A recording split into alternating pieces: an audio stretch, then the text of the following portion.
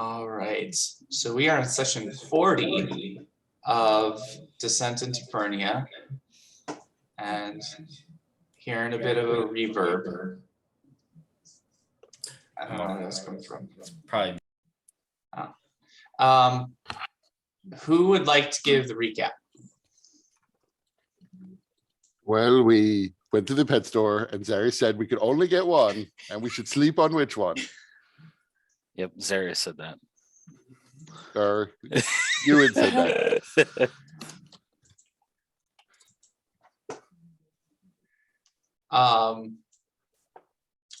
Yep, you guys did leave off at the pet store, run by Ecamon de Vidalis.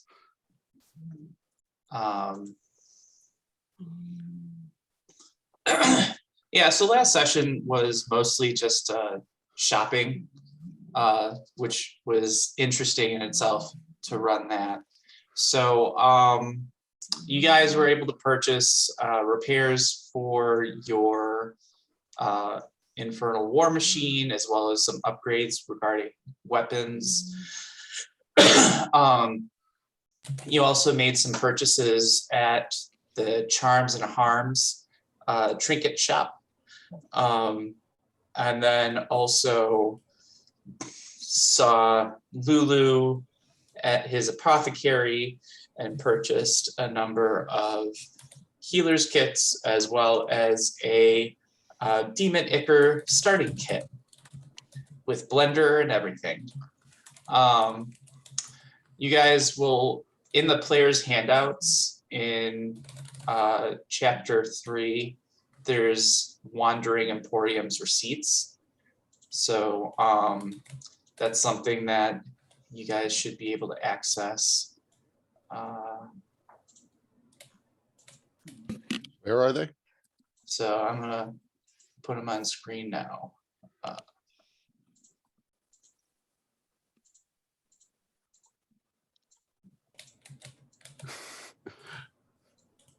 I like the look of Amulet of the Toker, although I will still refer to it as Amulet of the Junkie. Oh yeah, so Peter, you weren't there last time, but they did see an item just perfect for Lux.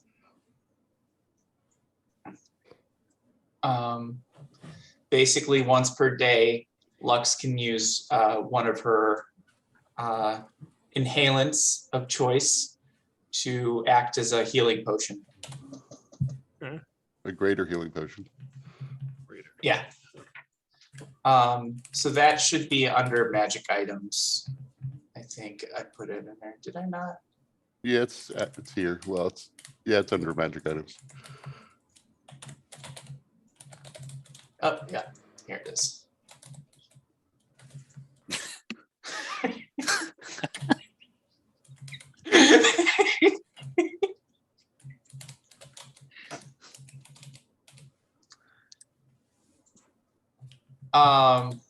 Got to go the extra mile, man, and reshade the skin to be like more greenish. Oh, I should do that. I will update that by next session. So yeah, so the receipts show everything that you purchased, as well as all of the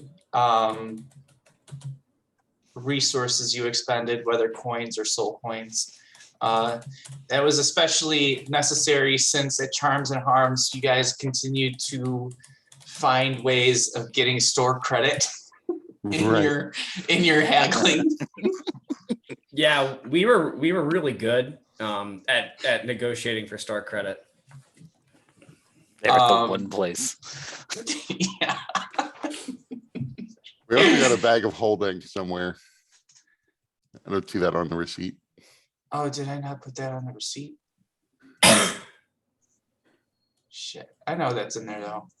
That's because it was under the under the table deal. Yeah. So, and I think that it was only like 100 gold coins that you guys. Yeah, I think I maybe spent gold on it. So, And it definitely looks worn. It's basically like a burlap sack version of the bag of holding, but it'll do the job. So, so currently you guys are in Ekemon's shop, and this is Ekemon de Vidalis. He is not a handsome man, and he has his two wargs, which follow him around and keep him company. And so you guys have been wandering about Ekemon's ranch, quote unquote. He has several of the creatures that you guys have seen in his shop include The koala and the gold dragon. yes, there is a koala and a small gold dragon. I want to say wormling. Right. can't remember It's what medium because it's a wormling. Yeah. So it still has some growing to do. In addition to that, he had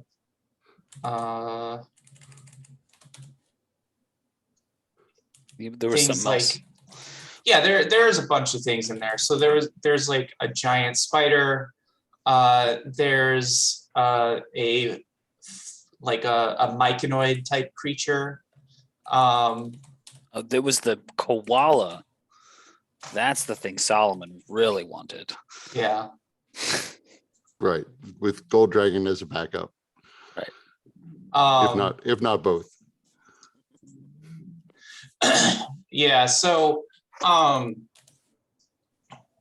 there's a number of creatures in there. Basically, if I think I mentioned this before, but if any of you have seen the Matt Colville's new class, the Beast Heart, the companions listed in there are all options. I think that includes a Bloodhawk, an Earth Elemental, a Gelatinous Cube, a Mimic, a Hellhound,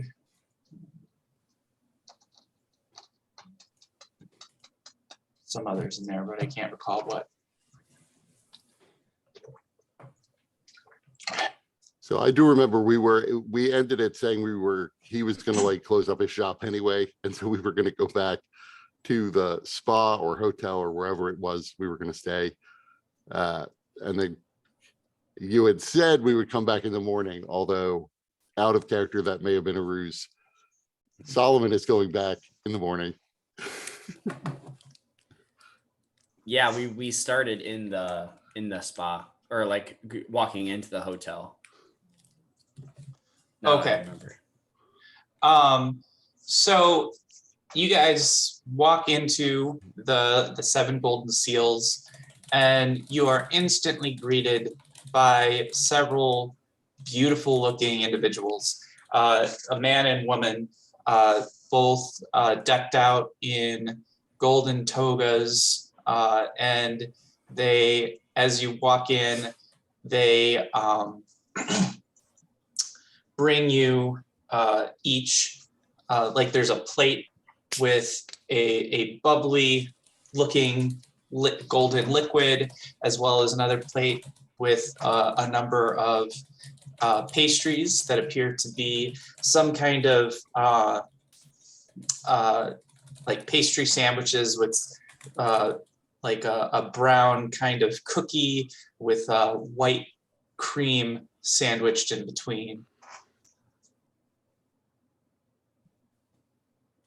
And they say, "Welcome to the Seven Golden Seals. How may we assist you today? Please partake of these refreshments while we explore how we can best serve your body, mind, and soul." kind of seals we talking about exactly? Just curious. Baby. That's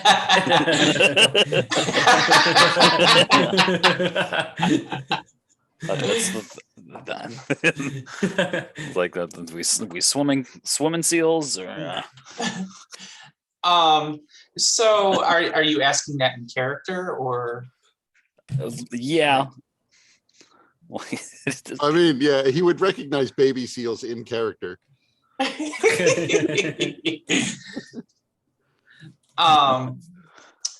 So the both of them kind of look in confusion at each other and they say, Master Hawkins has never really specified what the golden seals are supposed to represent, but they're depicted typically as golden coins of some sort.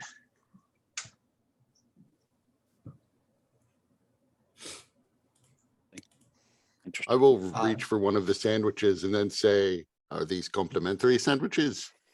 Oh, absolutely. So then I We start can't eating have you Homer Simpson famished. style, just throwing them in. They taste just like Little Debbie's oatmeal cream pies. Trying to fatten this up here. So they, as they're offering this, they guide you to a seated area with luxurious lounging couches, each draped in luxurious purples and accented with golds and reds. They're incredibly comfortable couches, and you just can. There's this scent within the room of sweet daffodils, as well as a bit of a scent almost similar to what you would encounter on the coast of an ocean, as the ocean sprays your face, and it is just. Temperature is perfectly comfortable for each of you, and so they seat you and they put these pastries and drinks into the center of the table, inviting you to partake of as many as you wish. You notice that every time you take one, a new one is replaced, and so Solomon totally could just continue like Scooby and Shaggying the oatmeal cream pie sandwiches without limitation. Or there's a lot of space in this bag.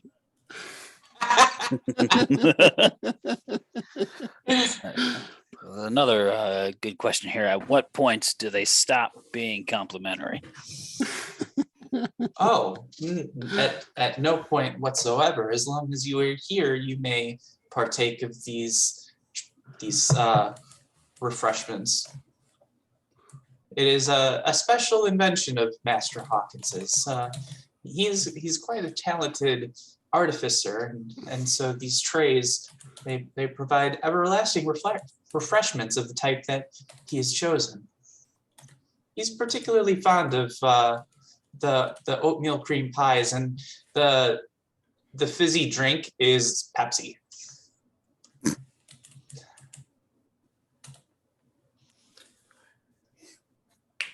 So how does he conjure such sustenance out of nothing? You would have to ask him. We're simply employees here. We have no idea on how any of this works. We just know that it works. So you don't know how he gets Interesting. bubbles into the liquid and gets them to stay there. No idea at all. Like one drink and it tickles the nose.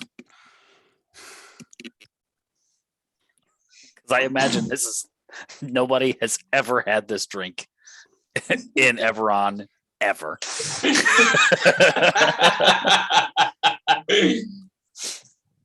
Yeah, the bubbles you would be familiar with because champagne is a thing, but certainly that is not a drink of the common folk, and definitely this flavor profile is not typically found. You got any Oatmeal Doc- cream pies and Dr. Pepper? Pepsi. We could have diet Pepsi. We could have diabetes by morning. That's right. Real question is, do you have anything with like a spicy cherry flavor? We can certainly provide other refreshments, although you would have to find those in the dining area of this fine establishment.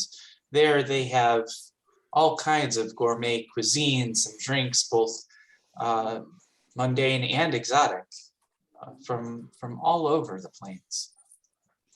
Probably got to pay for that, though, right? Unfortunately, yes, you would need to pay for the privilege of accessing those amenities. All right. How much are we talking? Well, Master Hawkins has actually provided us with instructions to allow you a discounted rate to partake of the services here. For all of you together, it would only be the cost of a single gold coin for this evening. Normally, it's one per person, and that is just for the basic amenities. These guys drive hard bargain. Almost as hard as that cat we were talking with. Smythe. Oh, Mr. Smythe of the Charms and Harms, yes. He is a bit of a curmudgeon.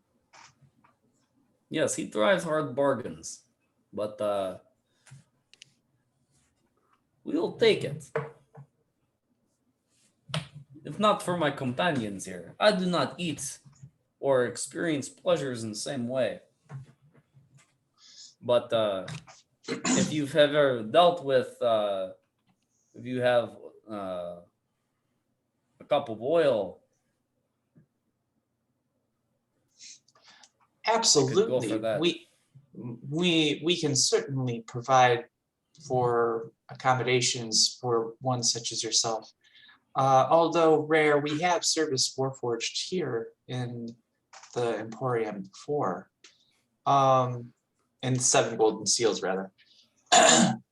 So with first the matter of payments, and they produce a golden pillow and present it, holding it out for you to place a soul coin upon the pillow.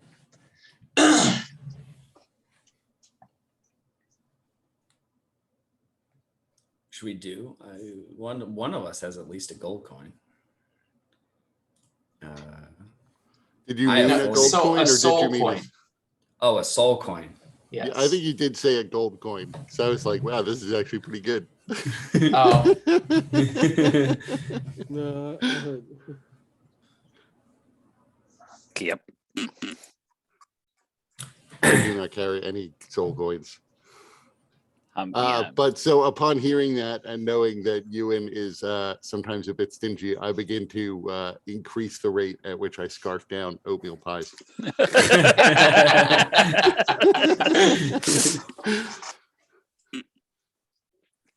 Give yourself a stomachache. I don't feel so good. Perhaps an oatmeal pie will make me feel better. And I continue. I scooch a few inches away.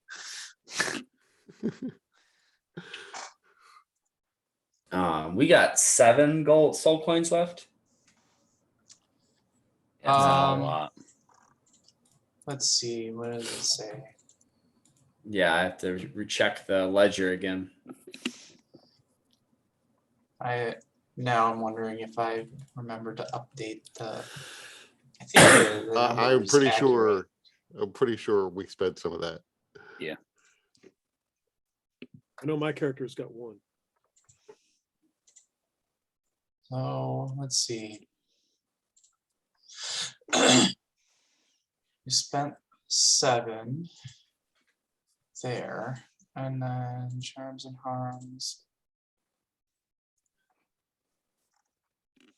And then you received 5 gold soul points from charms and harms.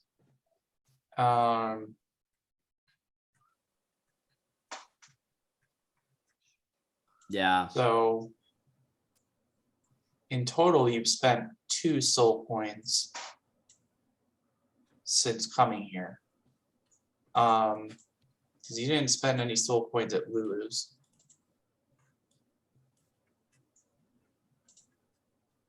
So then, 10.5. yeah, we'll go 10.5.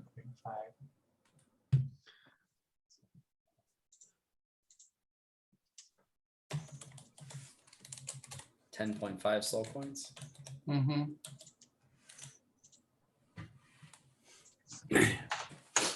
So normally it's a soul coin per person a night. Normally, yes. Seems excessive. Oh, and there are additional amenities that can be purchased for additional soul points. Of course.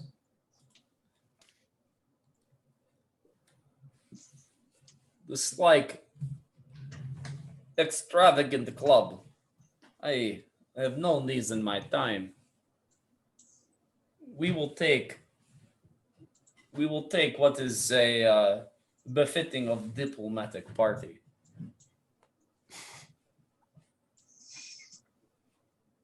Very good. So we just require 1 person to put a soul point upon the pillow, and then we can begin. I mean, Vegnog would throw a soul coin on there. Okay.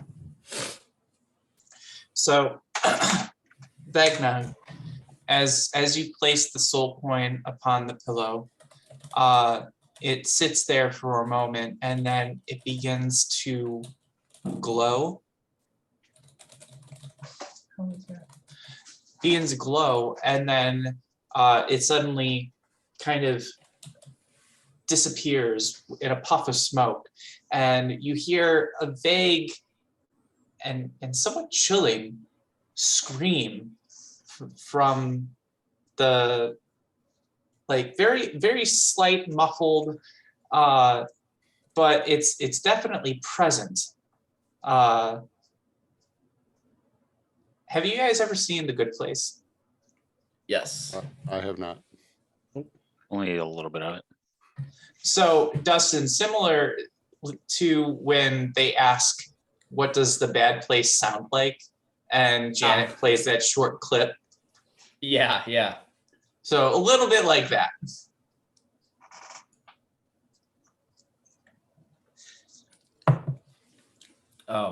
What happened to that coin and the being encased inside of it? Oh, don't worry about that. We can now begin. And they bring out some menus. So first, with your purchase of the amenities for today, based on the condition laid out by Master Hawkins, you are entitled to a 3-course meal, a massages and spa treatment for each of you, and a night in the sleeping quarters. So you may choose which order you would like to experience those things, and we will go through all of the different options. What time is it by now, or how does it feel? How late does it feel for us? It's getting into the early evening, probably, in terms of your internal body clock, since the time doesn't seem to pass day or night in Fernia. Right. Well, and I don't think I've slept yet. We got woken up, so I'm gonna eat first. I'm gonna pass out during the massage. Excellent. So, and then they go through all of the meal choices that they have on the menu. There are a number of familiar cuisines as well as some that are more exotic. Some using flora and fauna native to Fernia, other cuisines using flora and fauna that are more familiar to you from your native Corvair. And then it's the same thing with the spa treatment, basic massages and everything like that. Essentially, you guys obtain the effects of a Hero's Feast spell.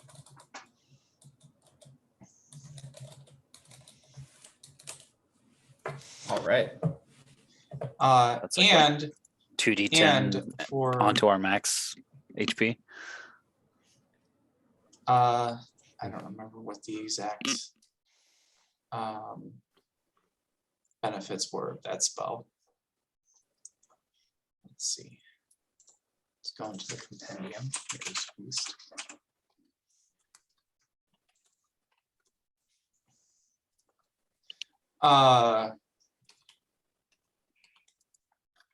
Yeah, so cures all diseases and poisons. You become immune to poison and frightened for 24 hours.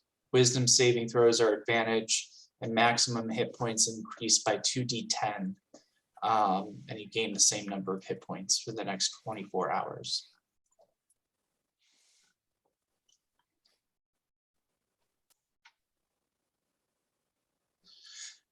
In addition to that, for the next 24 hours, you ignore your first level of exhaustion.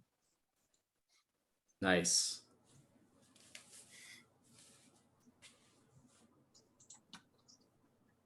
When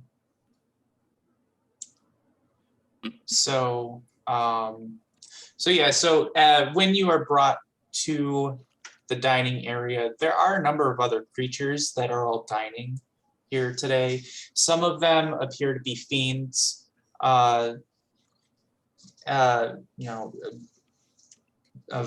varying kinds, but others, there is a couple of humans, a few elves, gnomes, one dwarf, and some other stranger looking creatures that you can't quite place, but appear to be humanoid with, one appears to be humanoid with blue skin. Another is, has these like tattoos that are kind of radiating a slight glow about them. So, and each of them appears to be engaged in conversation. When you walk in, several of them look up to see who the newcomers are, but they immediately go back to their meals. Oh, before we forget, it is also strongly advised that you abide by the rules and conditions of your participation in these services. So there is a complete ban on any kind of violence. It is best that you do not engage. What if it engages us?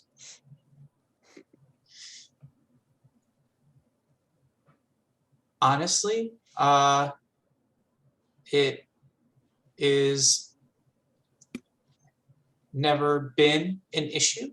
However, if you do have a legitimate threat upon your person, you are allowed to defend yourself using the bare minimum amount of effort required to maintain your personal safety.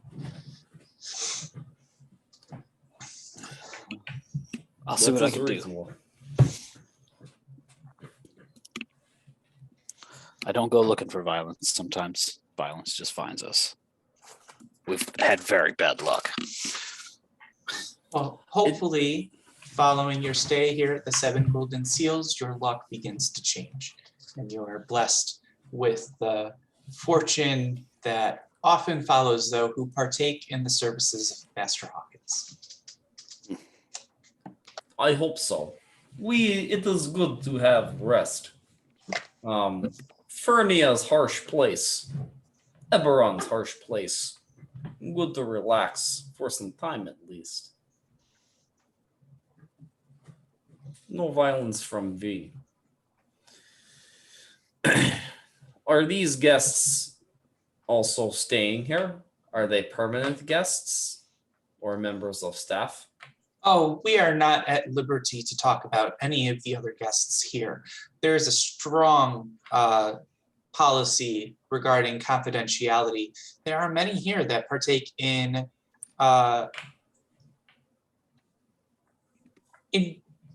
pursuits they find enjoyable, but are not necessarily as well accepted in society.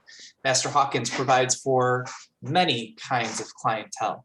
And so he is very careful about what he shares and make sure that all guests feel completely safe in exploring whatever it is that is their heart's desire.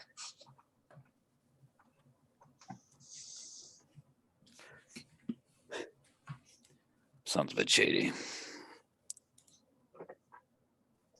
Very well. Stop rolling average, you guys. So, Sorry, I'm just the peak of the bell curve, man. if Are we all there, rolling individually, by the way? I mean, yeah, I would say everyone should roll individually. So the two attendants, they bow Well, and you take did their. it. You didn't roll average. Jesus Christ. Right, yeah.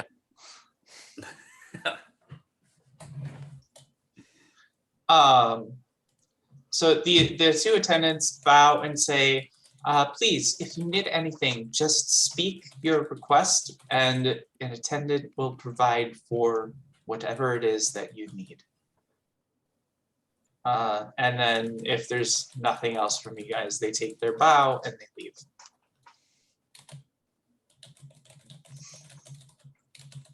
So once you guys take your seats and you've chosen whatever meal it is that you wish to partake in,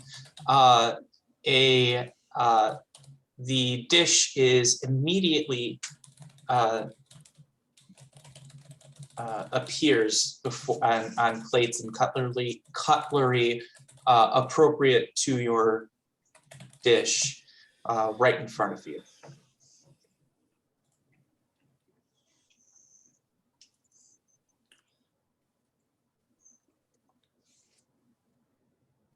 All right. Yeah, I would, not to be difficult, but I'm loaded down with oatmeal cream pies. So I would have requested I get it like a breakfast after I sleep. But otherwise we could we don't have to re-role play it. Yeah, that's fine. For those of you wishing to eat at this time, you have that option available to you. But you guys are in this room. It is a tented area. Once again, the fabrics all appear to be of incredibly high quality. And the atmosphere is a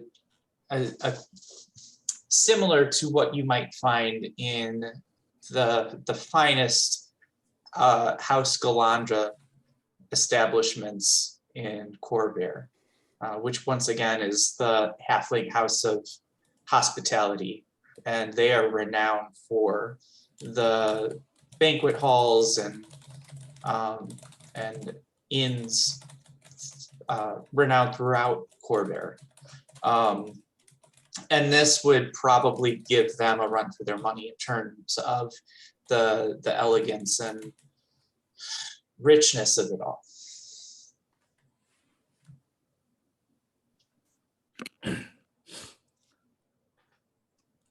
So I guess Vegnog is going to enjoy his steaming cup of mineral oil. He'll like take a sip and then he'll like dribble some on his head and kind of work it in and like just like work it into his armor and the creases.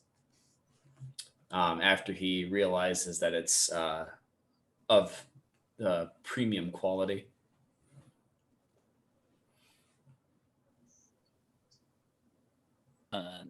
Ewan is gonna be, he'll eat, but like it's not gonna be super comfortable yet.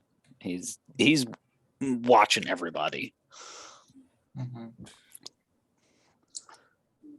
With Go ahead and pursuing give me a suspicion. perception check. Solomon is taking off his armor while eating his oatmeal cream pies.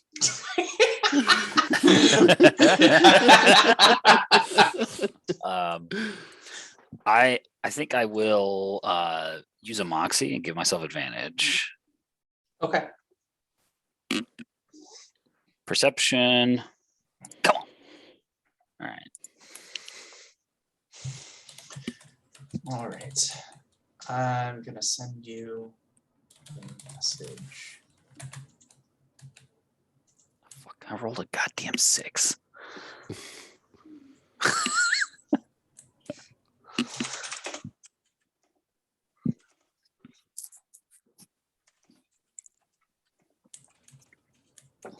But between you and Lux, it balances out. Yep. Right.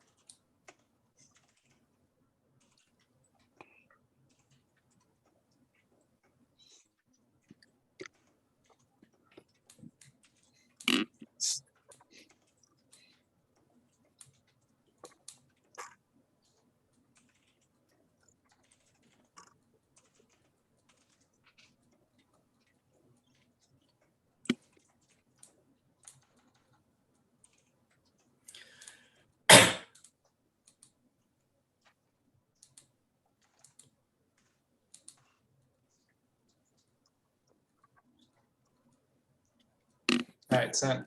Are we like in a bedroom now? Or are there like separate dining rooms and bedrooms? No, you're in a general dining area right now. It's kind of like a a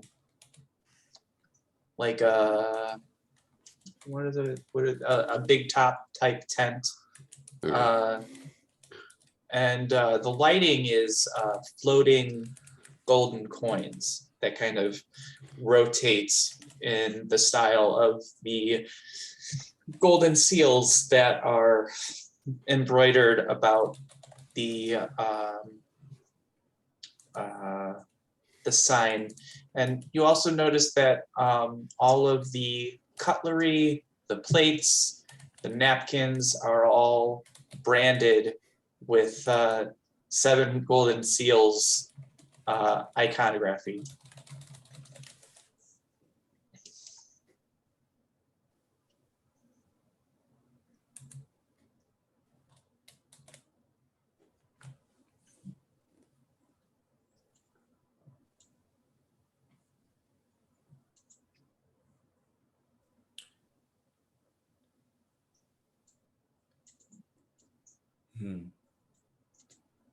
So while Ewan is looking about the room, is there anything else that people are doing aside from eating or munching on the refreshments from at the beginning?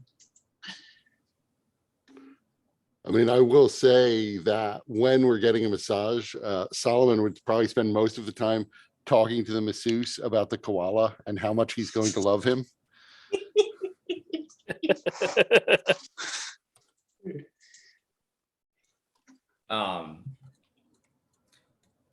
Vegnog would like signal to get one of the host's attention. In a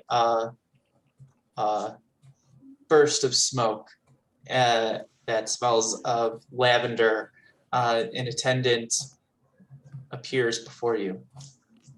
Yes, good sir. You had a request or a question? Yes. Is it within guidelines to talk to other guests? Or Oh, of course. This area is meant for mingling for those who wish to do so.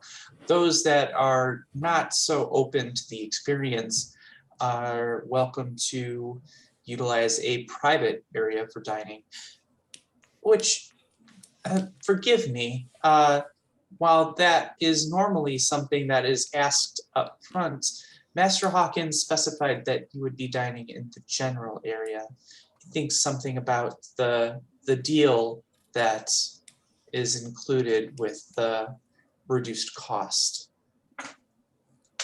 of course, there's always a cost. Well, so good to know. Thank you. Is there anything else that you require? I look forward to the massage. Very good, sir. And then in a puff of smoke, they disappear. Can you even get a massage? I can have my gears rotated. Sounds a bit sexual, but okay.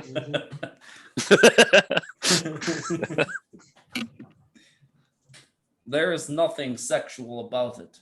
It is called regular maintenance. Yeah, that sounds even more sexual. Yeah. I'm sure a lot of wives have heard that before. Did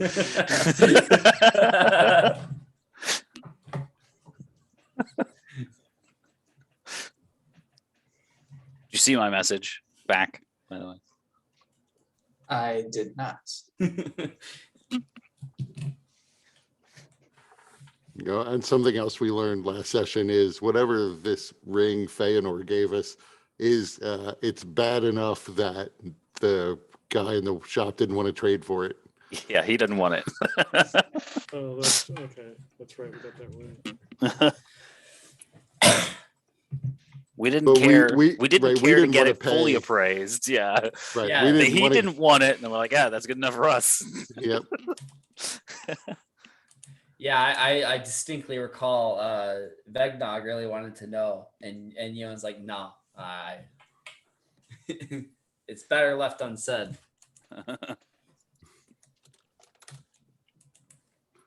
Is there a salt shaker on the table? Yes, there is. Okay. So when Lux gets her meal, she will dump like half the salt shaker on there, take 3 bites, and then push it aside and light up. Okay. As you Store light the up, electrolytes, I guess. as you light up, you notice that the smoke kind of stays in your general vicinity, almost like it can leave a certain distance, and then there's a barrier that it can't cross. Even better. So as not to disturb the non-smokers. See, there is harmony. This place is incredible.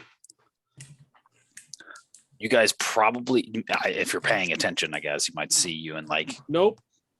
yeah, right, exactly, yeah. Whoever might be, you and probably like is like staring off with like a just like mean mugging something, and probably even shakes his head, and then goes back to eating.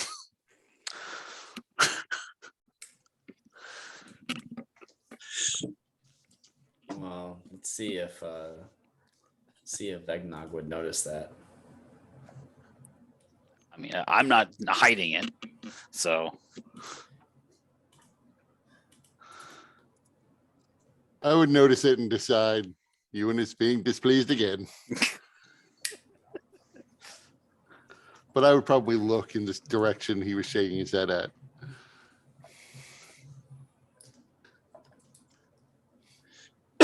So anybody that would look would notice that there is a diner who has red tinted skin, small horn buds protruding from his forehead, raven black hair that is slicked back, and a cape that at first you think looks strange, and then you make closer examination and you realize that they're wings that have been folded around his shoulders.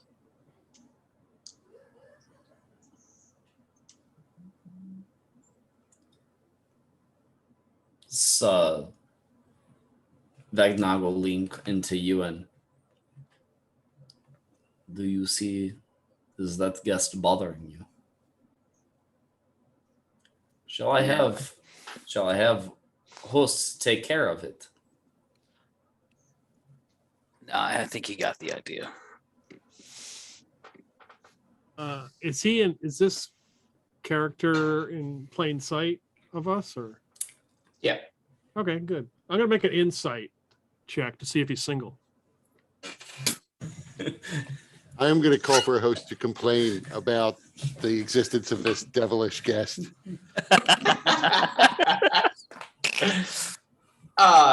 So Lux, you get the idea that this dude is not only single but ready to mingle. You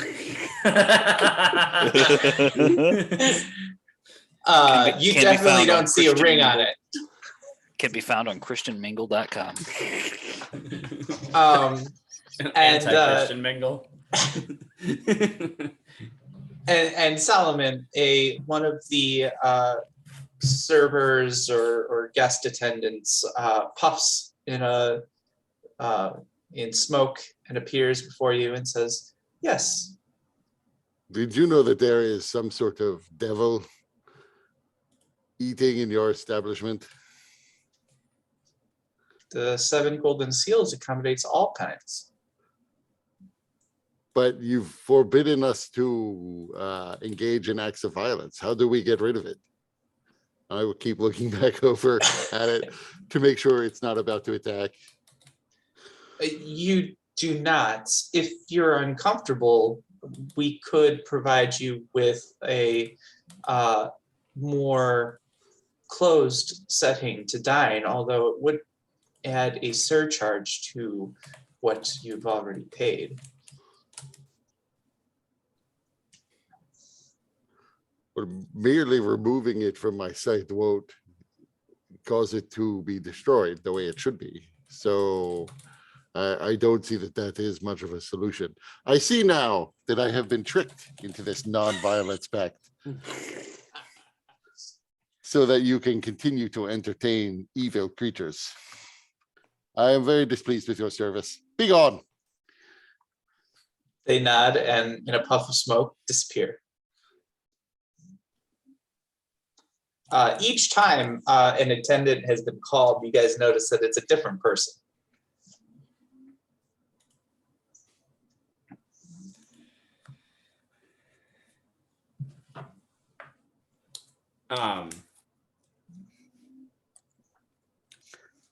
Vegnog is going to get up and saunter over towards the blue-skinned fella. Okay. They are eating what appears to be large prawns that still seem to squiggle on the plate. As you approach, they look up to you and say, "Can I help you?"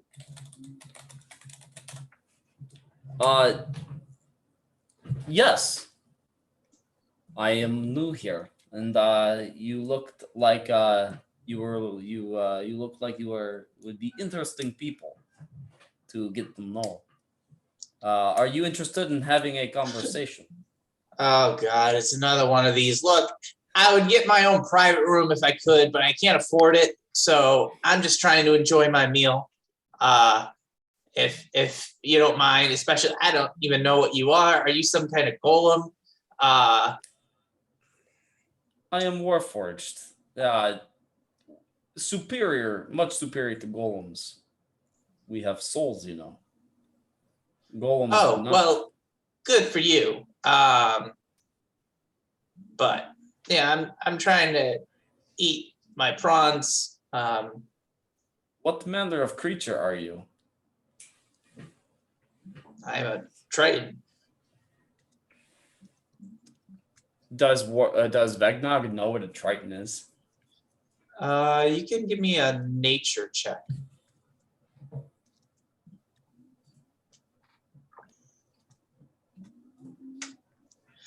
So they are rare in terms of their contact with Corvair, but it is suggested that there are some sea-dwelling civilizations in Eberron in the deep oceans, and they are said to have peoples that live underwater with blue skin. Whether that is this or something else, you don't know, but it matches what you've heard about in terms of the legends, or not really legends, but the small amount of information that you've heard about these kingdoms outside of Corvair. Triton. Don't the Tritons live in deep part of ocean? Yeah, but this place has the ability to accommodate all kinds. So, Of course. It was just surprising to see see you so far from home, such as myself. How came you to this place? Is there an entrance near your home? look, dude, if you want to get the lowdown on how this place works, you can ask one of the attendants. They'll have more information. I'm just here trying to eat my prawns. And I'm not really comfortable like talking to you because I don't know what you are. It's making me a little nervous. What could I say right now to make you less nervous? Good day. Good night. And Vegnog will walk away. Okay. They begin eating their prawns again, but then they look over just to make sure you're not coming back. Once in a while, Vegnog is gonna he'll return to his seat, but once in a while he'll like look at them and catch their attention, and then like make like he's gonna get up.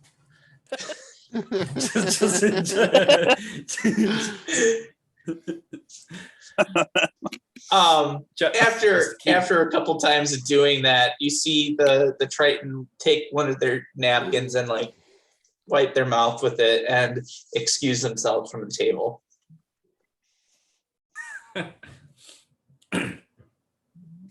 They were very standoffish. Well, not hostile. Apparently, they don't like chatter. Could not afford a private room. Yeah, but did you have to like turn your head all the way around as you was walking back just to freak the guy out, or? You know, I didn't have to, but I thought it would be a good touch. Sure. So there's one sitting there, the other one left? Are they both gone? No, just the Triton. The Triton was sitting by themselves. Okay. There's probably about a dozen or so people dining here, some alone, some together in pairs or groups of 3 or more. Did the Triton, did they finish their food No. and they left? Yeah.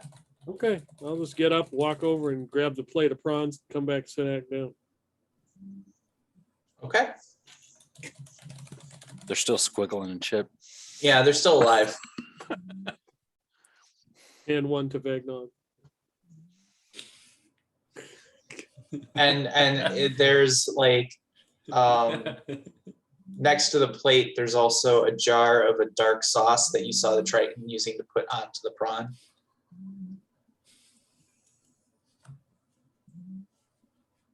All right.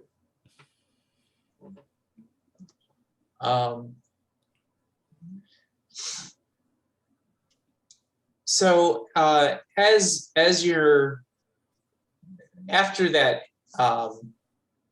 incident or circumstance with Vegnog and the Triton, and eventually the Triton leaving, you notice that the individual who's been kind of looking at you seems to get a bit emboldened and begins walking over to your table.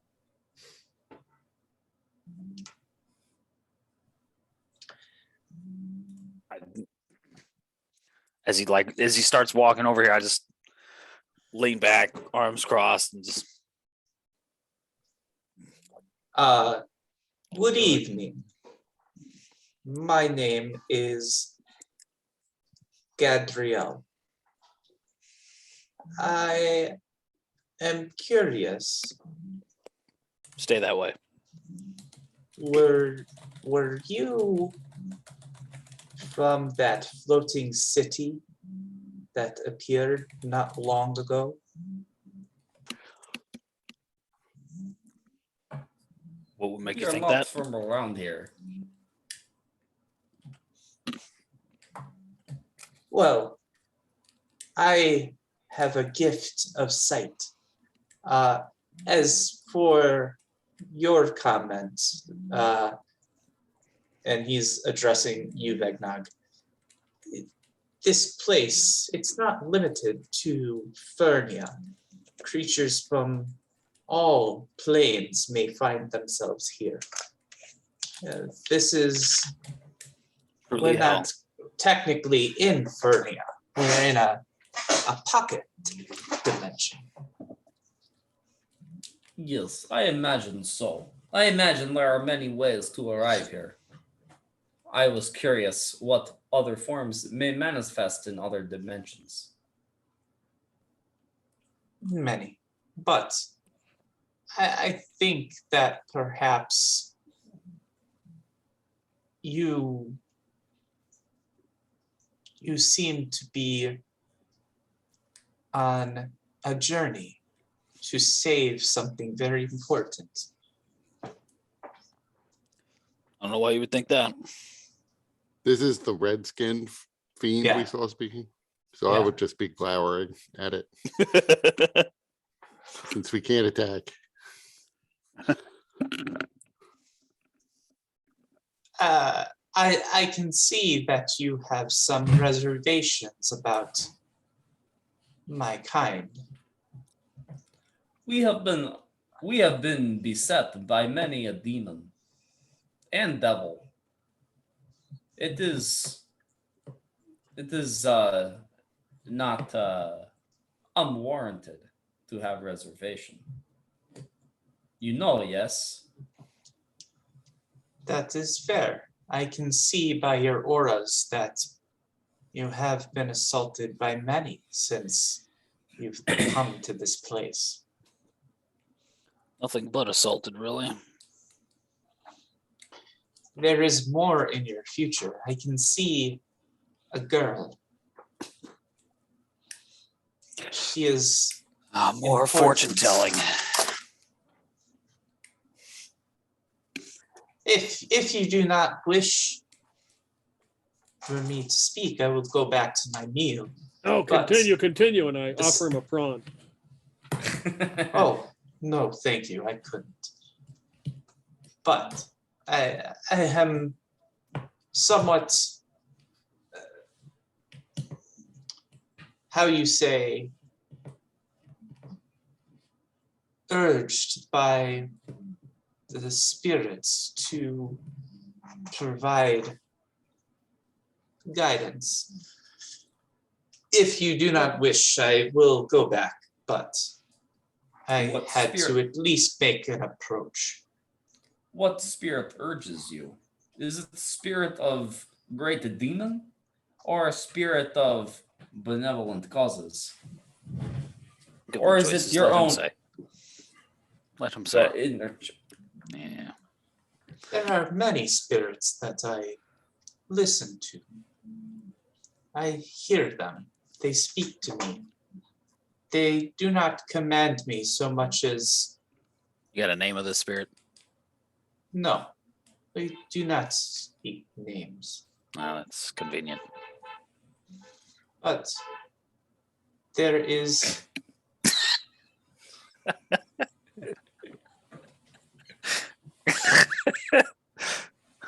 Somebody was- what? Oh, the honking. Sorry, you were trying to say that some fucking jackass outside. It's just the guy one table over. This is how his species communicates. as Yeah, he that's talks right, to the yeah. host. It's a fucking elephant person.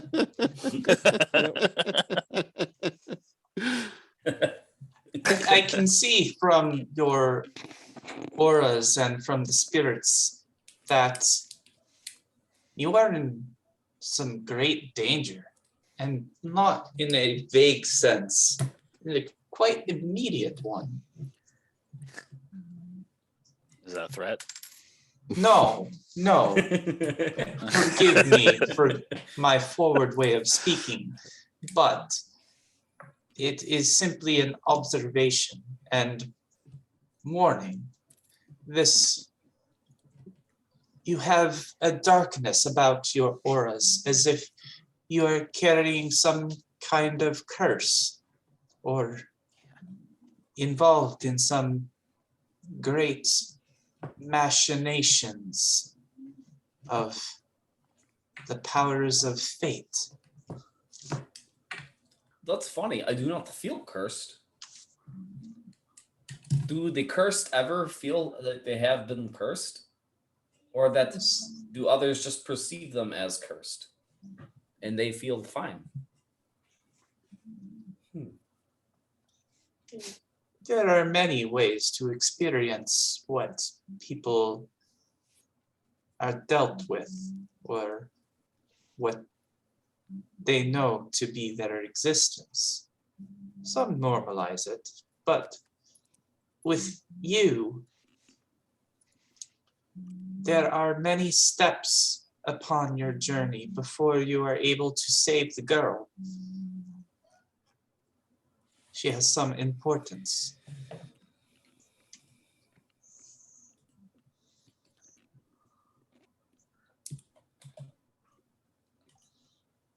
That Rather vague. she Yeah. does. There is a great battle in your future as well, which you will meet a creature hundreds of feet tall. You will need to find a way to fight something on its size that I cannot imagine. It is a protector of your enemies.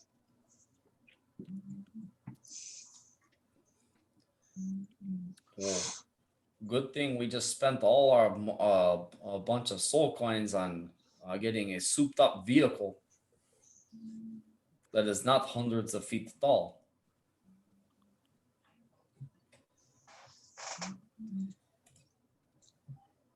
Hundreds of feet tall. That's that one is more oddly specific. You want to Yes. give us better details?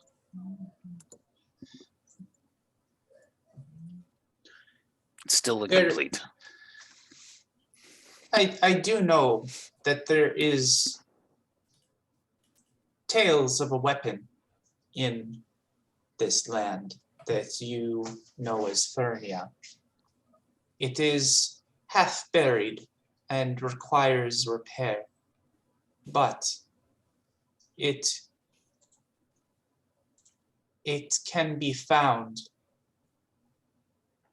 Or 7 on the map.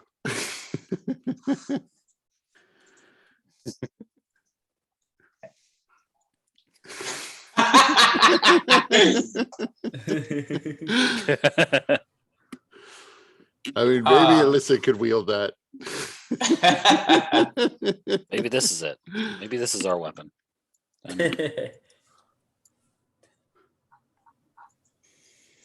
Um, if you give me a bit of time, I may be able to speak with the spirits and tell you more. I'd like to roll an insight. Okay. Once again, I'm going to use a moxie Okay. to give myself advantage. Insight. It's okay.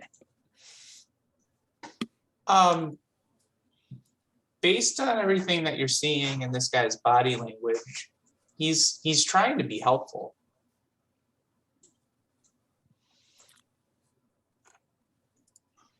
Mm, What if you did such a thing for us? What would you be interested in return? I do not seek anything from you. It is just one of my callings is to walk with the spirits and to help them communicate with the people that they need to speak with.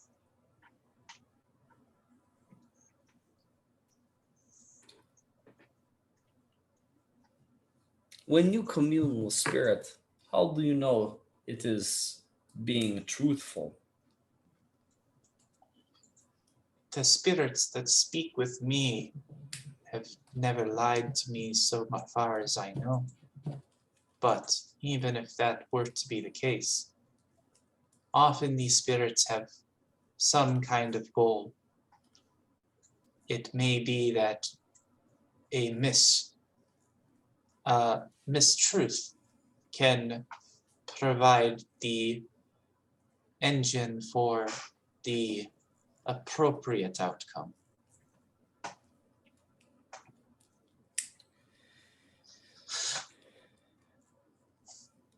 Well, I would be interested to hear what they have to say. And if you're not looking for anything in return, I could maybe order some more prawns for you. He didn't eat the first one. I'll take them. I have a meal. I am not concerned with food. Although, if you are looking for a companion to join you while you dine, I would honor such an invitation. Now I start glowering at Vegnog.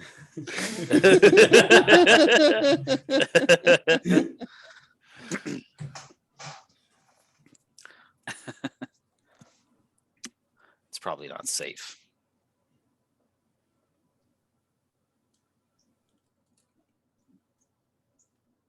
And it's sort of like this one, Solomon, like, yeah. I see.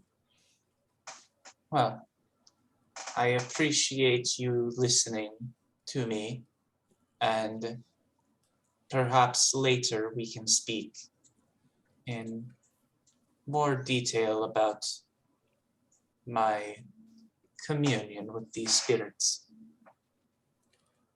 Yes. I hear they have sauna at this place. Maybe we can meet in sauna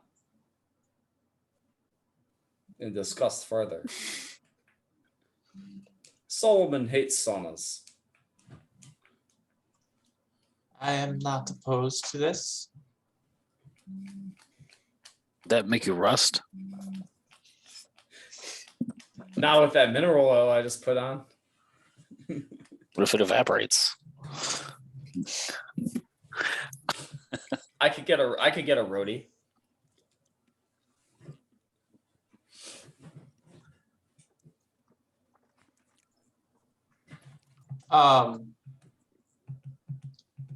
So he bows and goes back to his seat.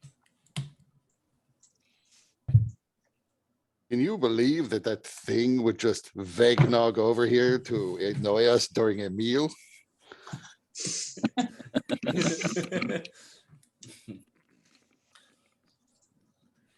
It was being polite and it offered assistance for no It- charge. That in and of itself should make us even more wary of it. It's a You do not feed. have to- It is inherently evil. You do not have to listen or take its advice, but it is good to hear it. It may tell us what not to do. If You it may go says- have your little tryst in the sauna with it, but I will not be attending. That is okay. I didn't think you liked saunas anyway. When it is devouring your genitals, don't come crying to us. I will try not to.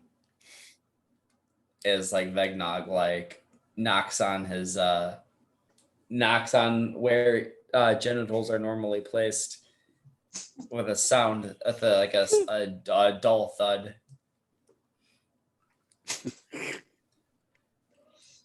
I would assume like with a Warforge, it's just all modular, like you can just keep them in a pouch and attach them when needed. Like the gear people from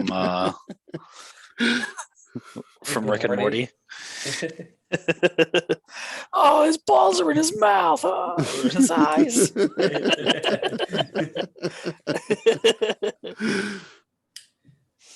I mean, Warforged don't really have need for it, so I imagine if they did have that, it'd be purely for like show.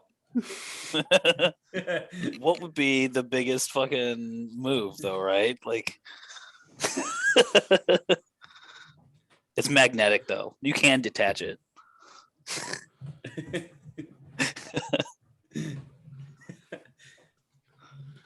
That would actually be funny if like all male Warforged were just given a strap on at creation. There's just a specific lever that they have to crank.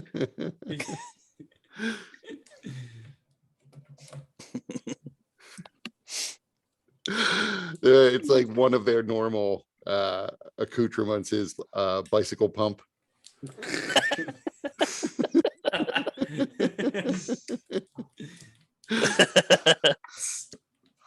It's like a de facto specialty tool.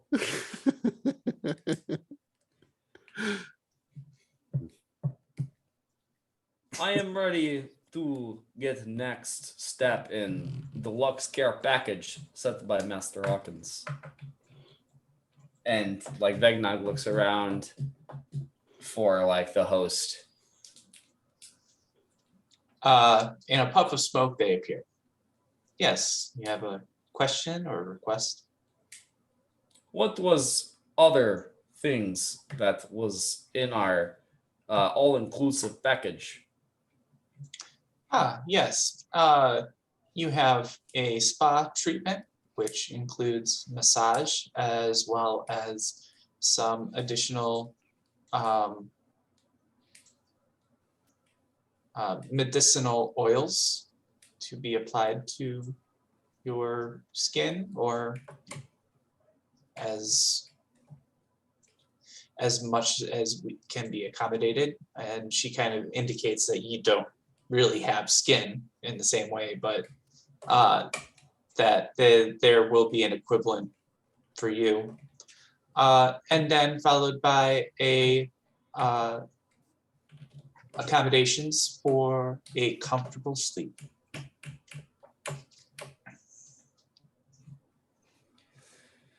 Well, I'm ready for that.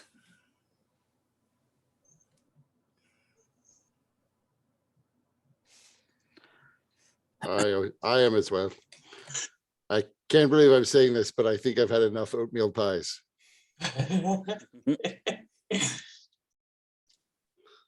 All right, so then the guest services person does a little clap, there's a slight ring, and then suddenly you are in an area where you can receive your spa treatment.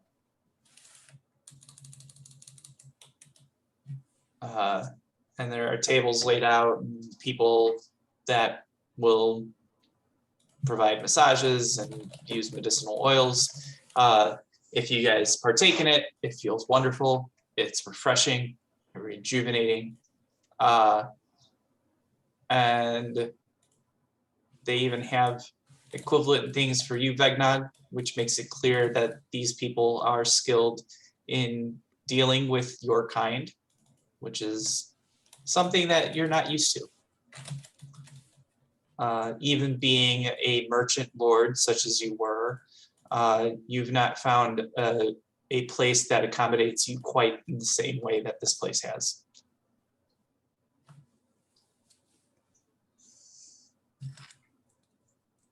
As they're working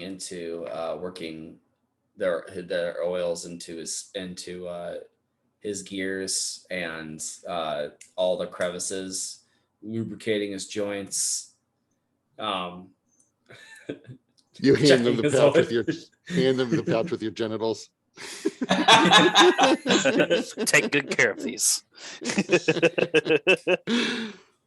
I imagine they're checking his oil too and topping it off. You just transmission checked. Spark plugs changed.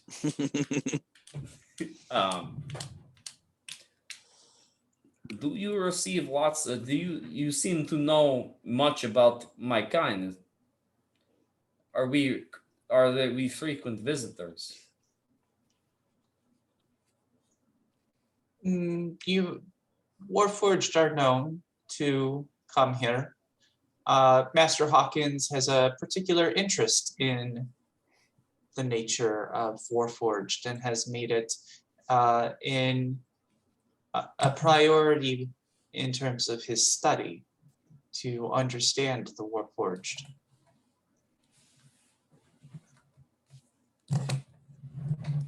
Very interesting. Well, that is good to know that it is always good to find friendly faces. We are not always treated so kindly. Yes, well, that is the primary goal of the 7 Golden Seals, to make all feel welcome and special. Do you have sauna? Yes, there is a sauna available. Unfortunately, it's not a part of your package. If you wish to partake in the sauna, there is an additional surcharge. What is surcharge? 1 soul point.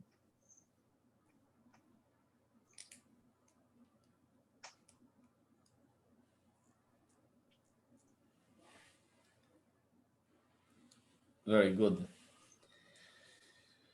I do not need sauna. Very well. Is there anything else? Yes, can you tell red-skinned fellow who will be sitting in sauna, probably not sweating, that that I could not join him, but look for him later in common room. You could speak with him in the common room, or accommodations could be made for a meeting room, if it is your wish. One of the many aspects of this place is to provide neutral ground for individuals of many kinds to meet and discuss in ways that they would not be able to otherwise. So there is certainly the capacity to provide for your ability to meet with this individual. Those are a lot of words for. Those are a lot of words for Do yes. it yourself. My apologies for being thorough. I just wanted to make sure that you are completely aware of the accommodations offered by the 7 Golden Seals. Thank you.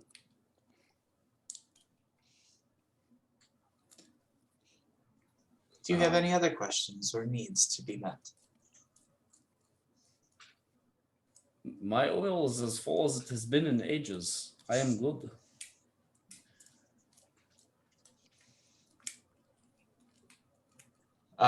Very good. So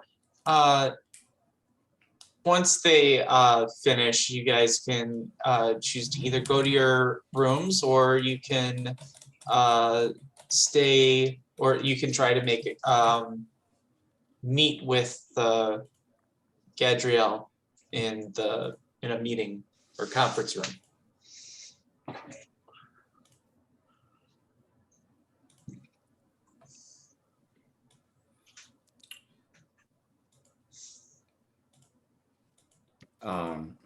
I mean, Vegnog would be up with meeting.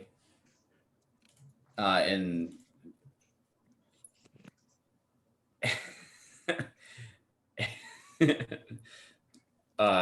Vegnog would be up for meeting in a preferably in a fireside conference room. These are just like little things that Solomon's just like mumbling under his breath.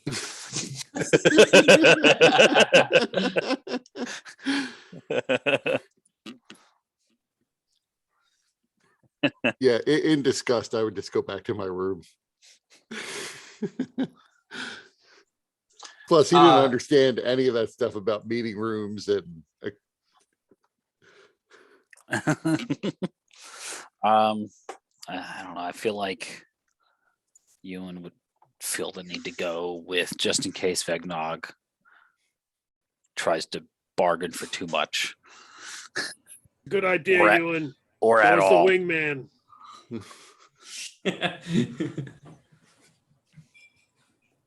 I very specifically tried to tell this man not to approach us.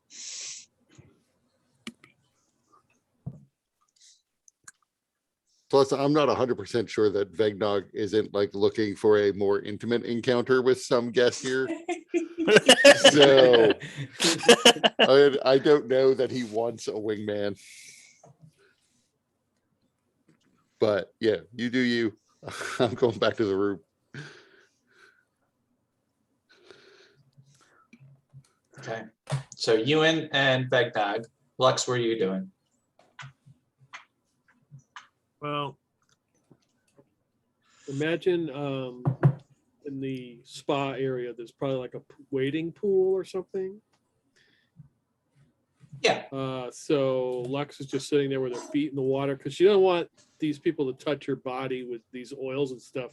She's worked a lot of years to get this sort of specific smell, and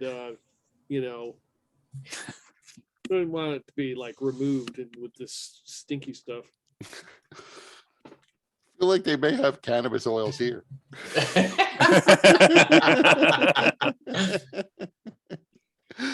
I'm gonna try to get one of those guys, poofy smoke guys, to show up. Yes, you have a request or a question? Sure. I'm sure I could. I forgot to buy some arrows. They sell any around here? In one of these shops. Everything was kind of a blur. I don't remember. If you wish to purchase arrows, the best option would probably be charms and harms. Sure, go pick me up a dozen. If they got some special ones, that'll be good. Just put it on the tab right over there. See, that's Ewan. Put it on his tab. I see. I will speak with this Ewan. I might tip you a gold piece if you're quick enough, kid. Oh, no tipping is necessary, please. Oh, good. That helps.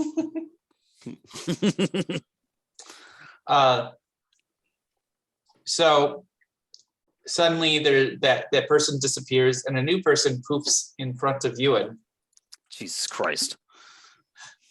Hello, your associate has requested an additional service. She wishes for us to purchase arrows for her. We can certainly accommodate this request and visit with Heb Smythe to get the arrows that would be suitable for the guest. However, it is an additional surcharge of 1 soul coin to do so.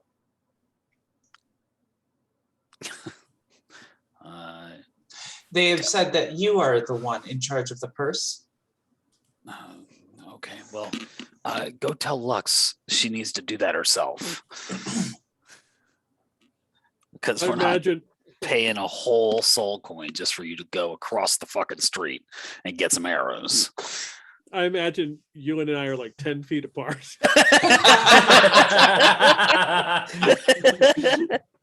I also like to imagine, because it's a new one every time, that they're just annihilated every time they vanish. Like Like, Mr. Meeseeks. Meeseeks, Right. yeah. I'm like, but like I imagine Meeseeks it's like, gets his paid to a Meeseeks. like it's like this helper or whatever, like apparator right between me and Lux, so that whenever I look at her, I could see Lux just past her. Or it, I don't know.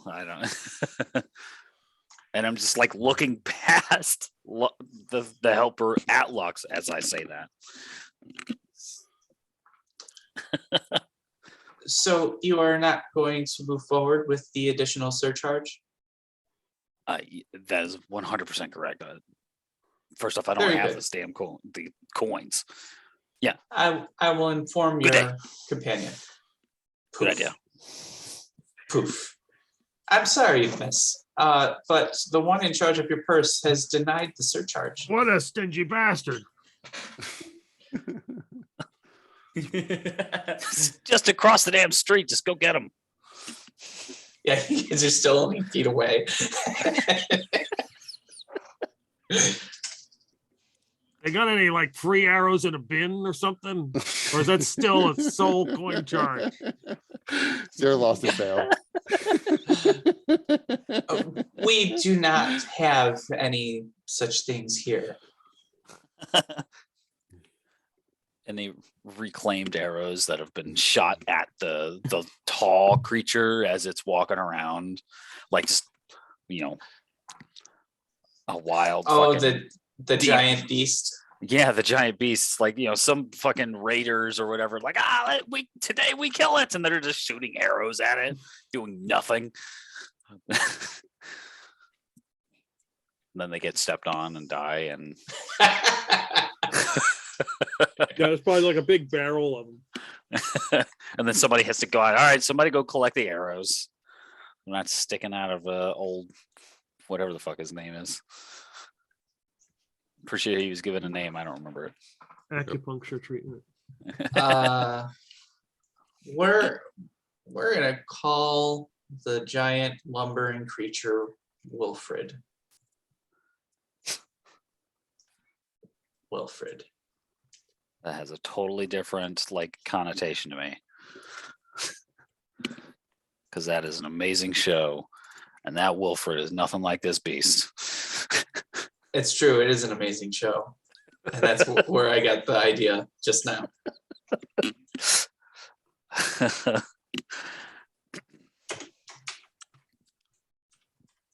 Boy. All right. Yep. So, I only have It- 58 gold coins, by the way. I think it's like a gold, maybe even 5 silver for like a quiver of arrows. Just go get some. All yeah, right. you can get a lot of arrows with that. I guess I'll just now if I walk over there and walk back, do I gotta pay another soul coin to come back in? Oh no, you will. Your accommodations will end once you have partaken in all of the services purchased. You could even, if you so chose, delay the sleep accommodation and come back at a time when it is more ideal for yourself.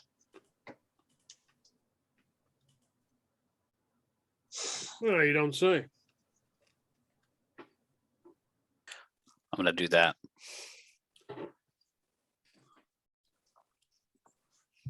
And the rest of the campaign, we just stayed here because we didn't complete all 3 accommodations and just hung. Haven't eaten yet. Yeah, just can't get rid of Just us. live on oatmeal pies. And Pepsi. Soup's not a meal, Jerry. Flash forward 20 years and see what we look like. Just permanent fixtures. These fucking enormous people sitting in their lobby. They like can't move or. So I guess I would make my way to the place he said to see if I can buy some arrows since everybody else is doing other stuff. So Okay. Do you want to buy any special arrows? if he's got special ones,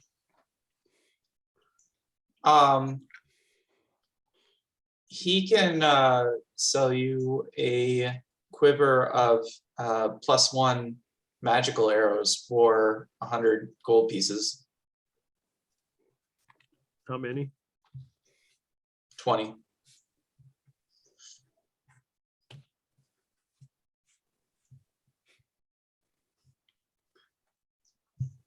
Let's see. Assuming my gold piece number is accurate, I have enough gold. Yeah, that sounds good.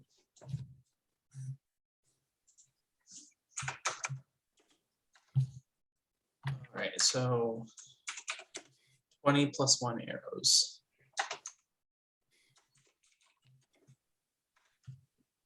Did you want any silver arrows or gilded arrows?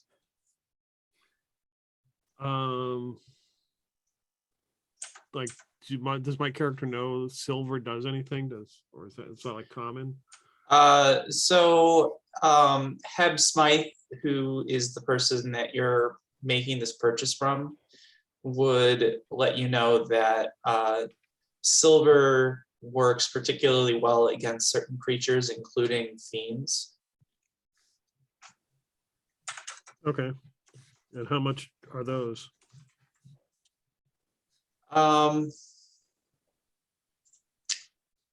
Let's see.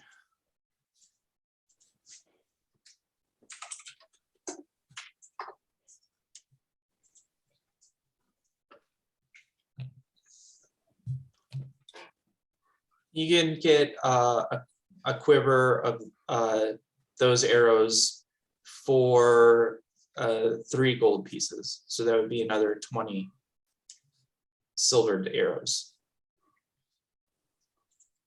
For 3 gold? Yeah. Okay, I will do that.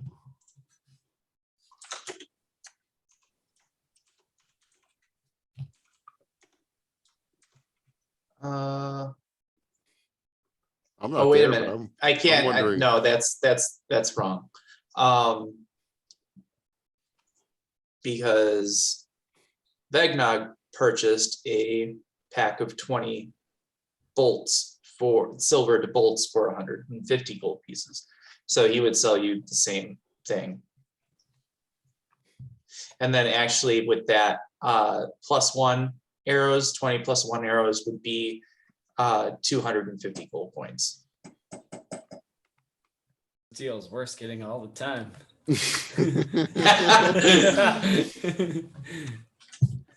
Prayer, do not alter it any further. Lux just finds like a quiver of +1 arrows that have had the wrong price marked on them. Mhm. Gets her hopes up.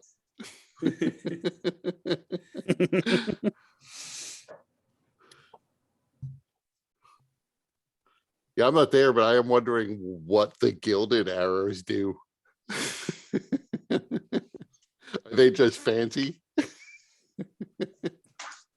Probably. With how much everything is Or are we gonna nickel and we're diming gonna you guys. discover, yeah, we're gonna discover once we're off this thing that the giant we have to fight in the future can only be taken down with gold weapons.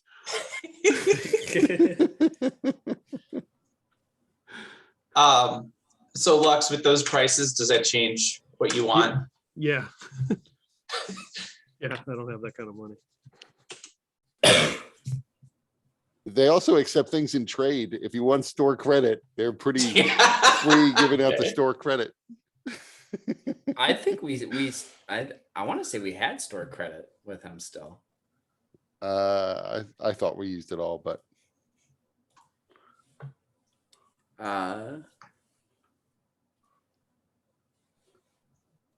You guys received Oh. 1.5 store credit. well the store credit. You guys used all of it. I'm pretty Right. sure. Yeah. because first of all, they like wound up giving us soul coins back, and like if we had had store credit we can't use anywhere else, I think we would have just found something. Yeah. Plus, I was I don't thinking know. I don't know if store credit on the charm side of the store can be applied to harm side of the store. The two didn't seem like they got along. That's fair.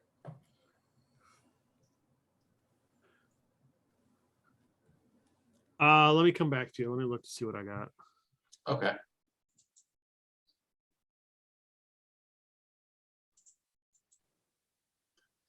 All right, so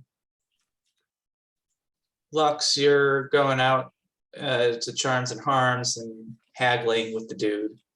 And then Solomon, you went to sleep. You'll notice that the bed is the most comfortable bed that you've ever laid in. It like perfectly provides you the support and comfort, and it is perfect temperature.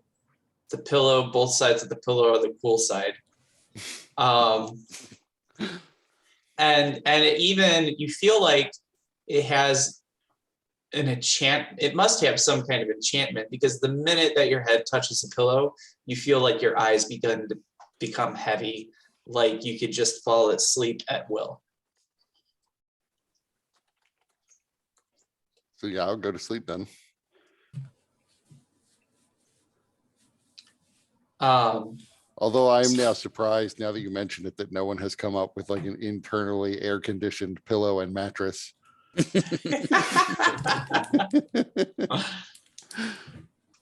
I mean, I'm sure there have been attempts, but I think fires are probably a thing.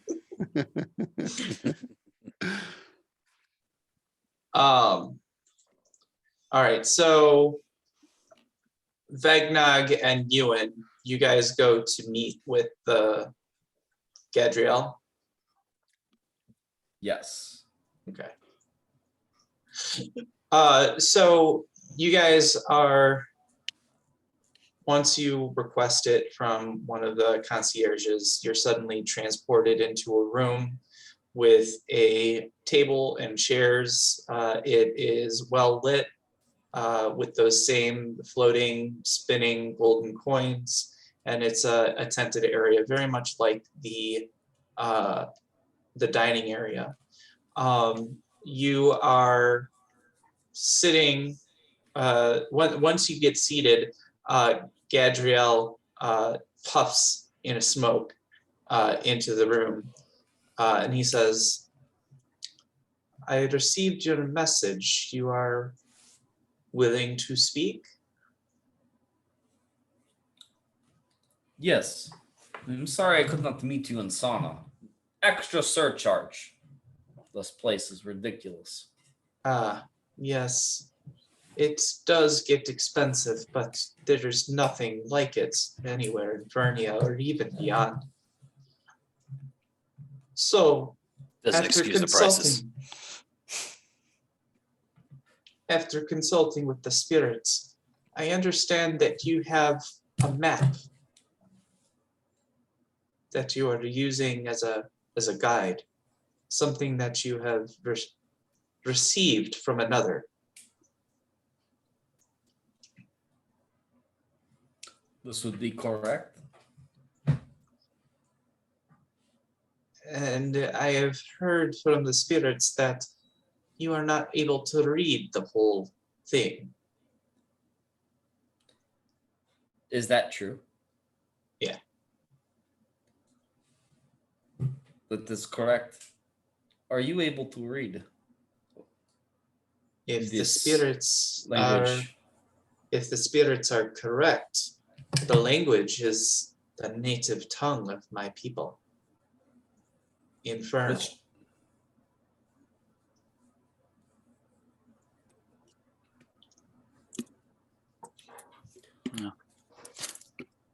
So lucky we've come across you then, huh? It is fated, it would seem. That's one word. You do not Well- believe.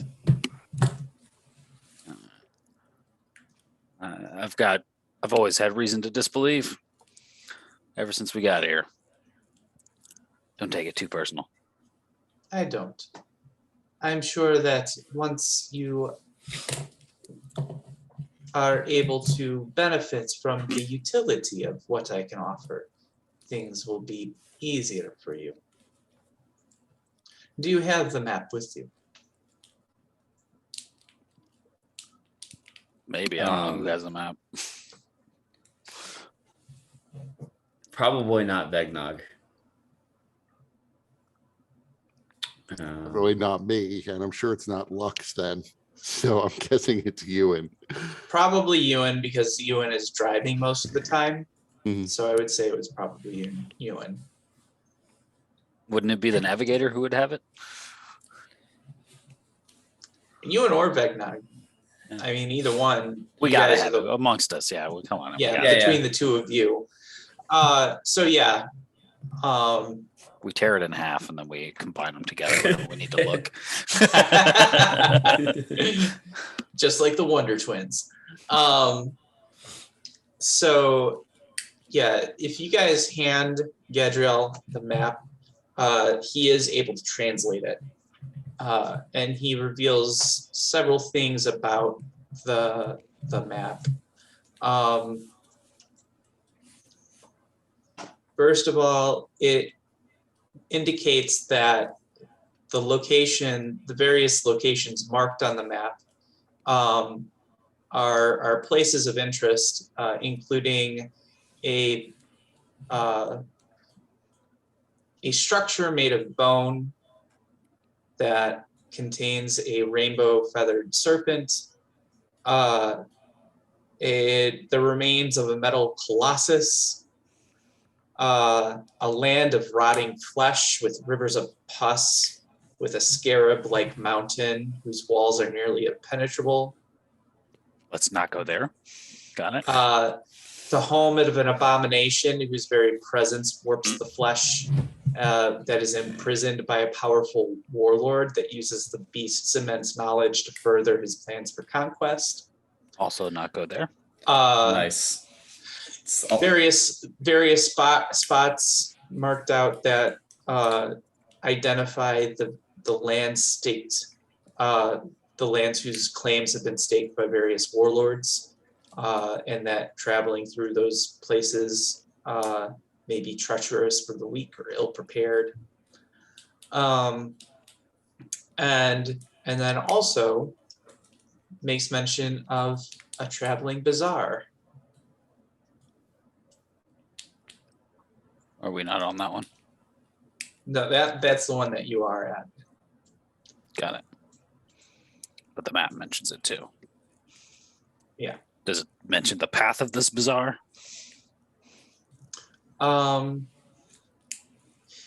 But what it says is that the wandering the land is a traveling bazaar. Despite the size of this market, it may be there one day, the next it is gone, as though it was never there. It is said that many treasures and pleasures can be purchased, whether by barter or with soul coins. So that's the extent provided by the map Got it. in the language that you guys haven't yet been able to read.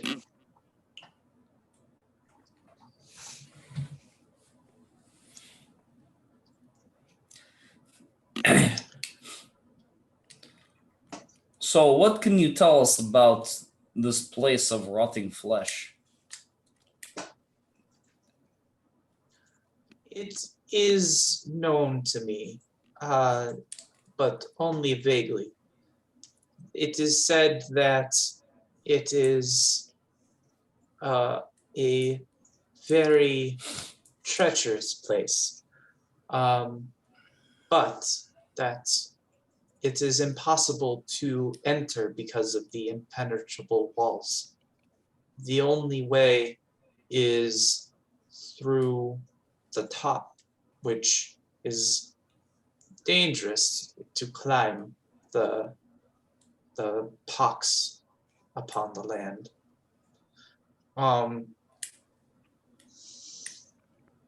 It is said that there is something contained within that is some say that it is something that the very land sprung around it to protect it. Others say that it was a festering, dangerous thing that the land itself contained to protect the land from it. It would have to be such a thing for it to for this land to think it's dangerous. Well, could be a good thing for us if this land thinks it's dangerous. It could just be dangerous for them. Yes, it is uncertain what is actually contained within.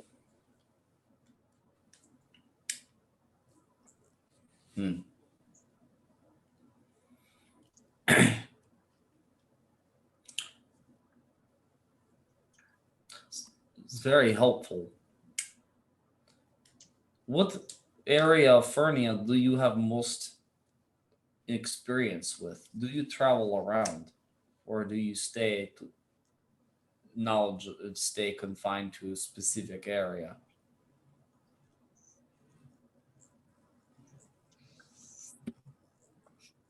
I actually do not call Fernia my home any longer.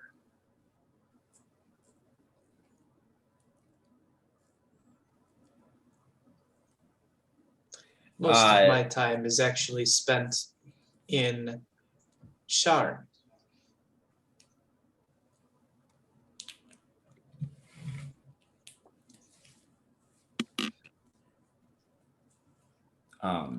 In Sharn? Mm-hmm. Is that the name of their? That is the name of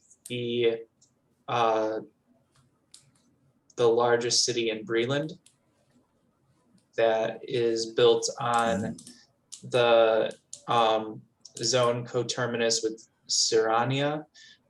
So it has literal towers raising a mile into the sky, some of which are floating.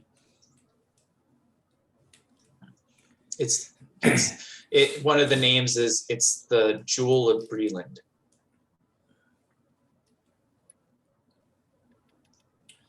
Is it known to have fiends living there? I mean, not specifically it's known for that, but it wouldn't be a surprise for some kind of creature like a tiefling.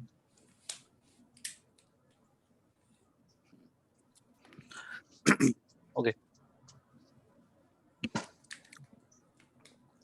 Do you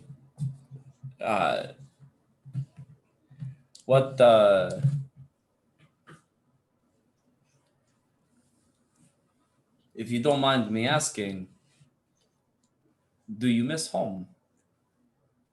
No. Fernia is a place for wild creatures. I am more civilized in my desires. But this place that Master Hawkins has created, it is not tethered to a single place. As such, he may be found in Corvair or Zendrick or any other of the places within your world where you're from and my adopted world, or even other places that are beyond our world in Fernia.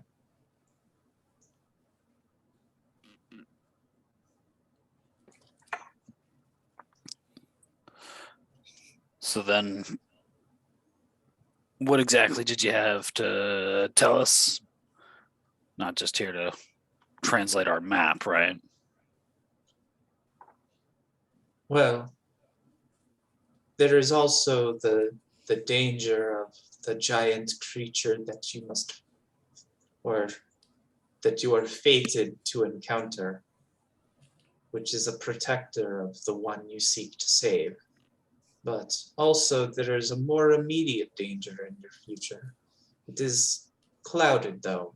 I cannot see more than that you should be wary, even here in this place.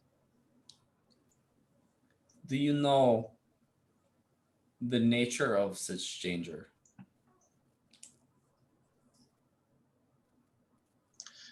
Only that you are intimately familiar with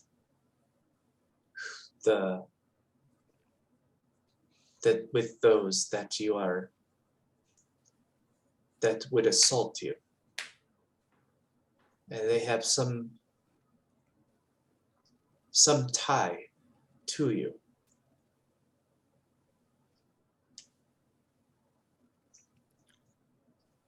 Very good.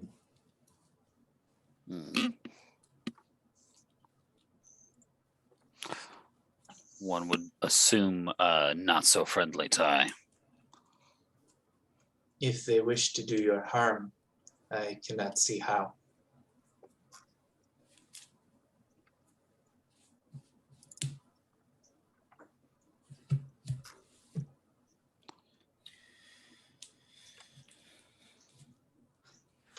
That is the extent that the spirits are able or willing to say. I do not have more information. Give us any directions?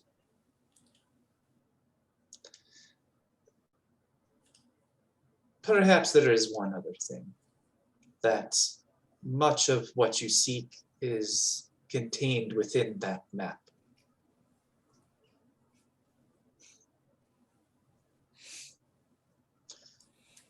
Well, Much we'll have as to.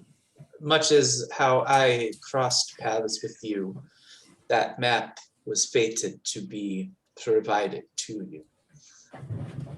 Was literally given to us.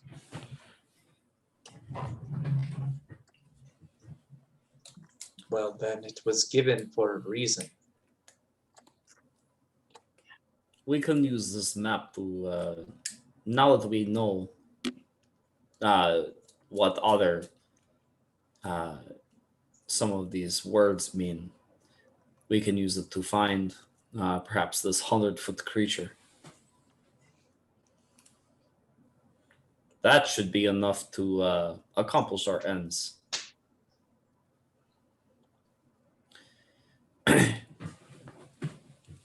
Are you able to, I guess, either if he dictated the words, or if he's able to write in common? Yeah, We he can transcribe everything for you. Yeah, just so we could have it so that we can read the characters or have our own version of it. Mm-hmm. Yeah, in fact, I'm gonna update the map that you guys have with the information.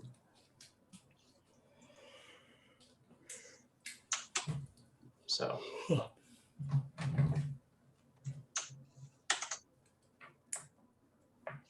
Well, if we make it back to Eberron, and we are in your neck of the woods, we'll come.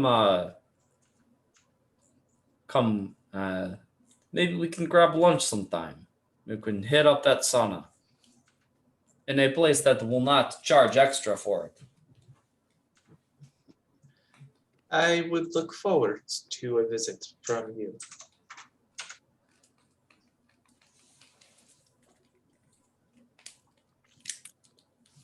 Why be so helpful? As I have said, my purpose has been to follow the spirits. They've served me well, and so I serve them.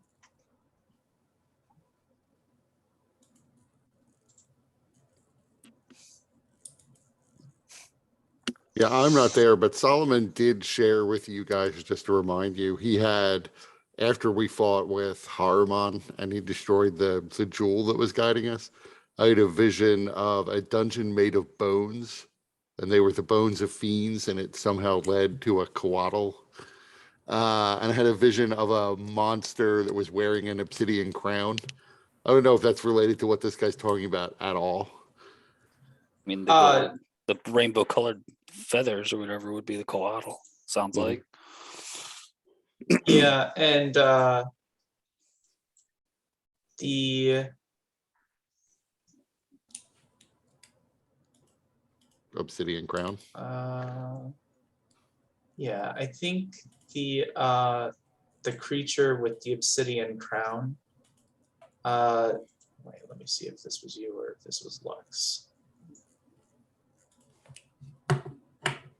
So, The obsidian crown creature we were supposed to fight using like ice and cold. Yeah. Yeah. And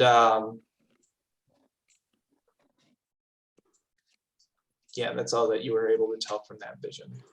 Right. So I would have passed that along. I don't know if you wanted to weave that into any of your questions for this thing.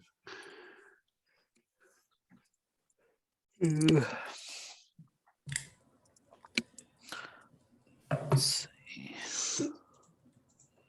Trying to find. So Solomon, since you shared it with everybody, I'm just going to make that piece of information available to the party. That's fine.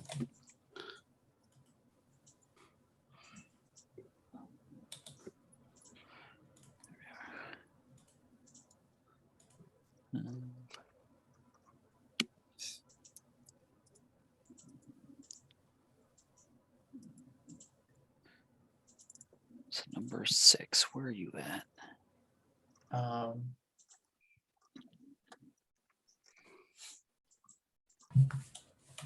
Oh, way the fuck down there, Jesus Christ.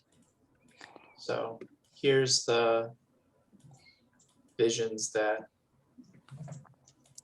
Solomon had.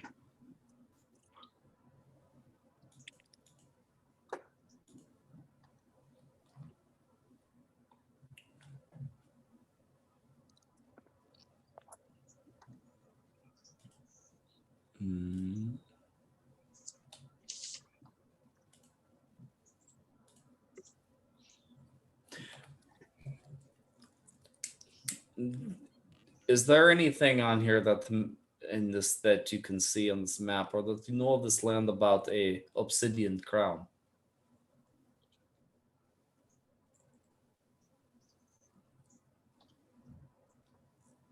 One of With the mention of an obsidian crown, that actually sounds like a much more arcane piece of information that is somewhat related to the scab.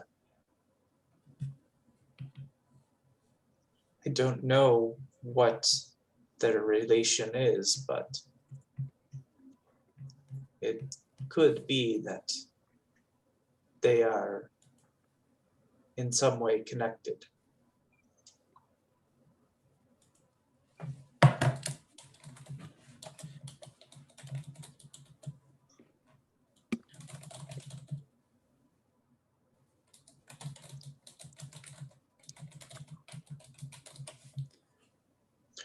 Um,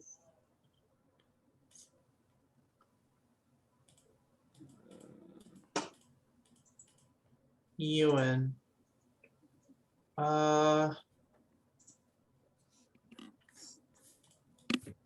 Give me an insight check.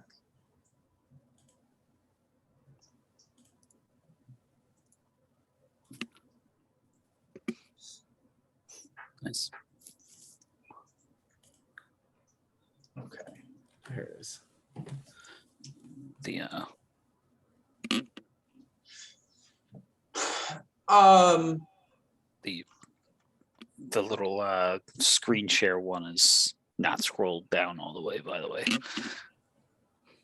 oh, let me, I don't know. Yeah. Wait, Just make this? sure you weren't looking yeah, at it was only at showing the 17 and not my 22 there. That's oh. So Ewan, with the mention of this crown, it reminds you a bit of the message that you got from Lassice yeah. talking about a crown. Although the crown that she described appeared much different, but she did say that you should seek out a crown that would help anchor her into the physical world and help her escape from Delport. And you remember when she talked about that, she said that it would require a ritual that involved a fiend coin and the blood of an angel that has lost its heart. Right. And just so that you guys know, that is contained here under NPCs Chapter 3, Port Knucklebone. The encounter with Lassice is summarized here.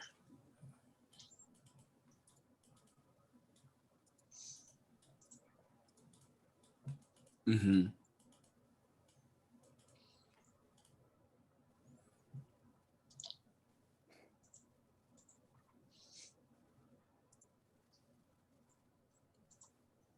And also there's another piece of information.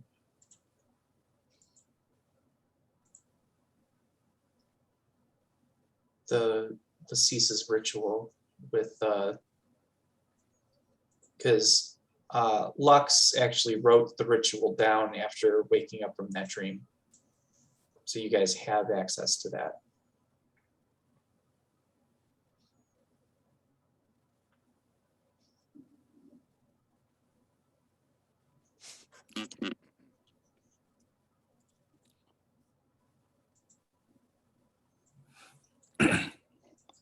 So now, you guys are with Gadriel, and what's been put on the map, the information that was contained in the map, and Mad Maggie's prophecy, and what the Jewel of Clonier seemed to be leading you guys to. You are getting multiple sources that are pointing in similar directions.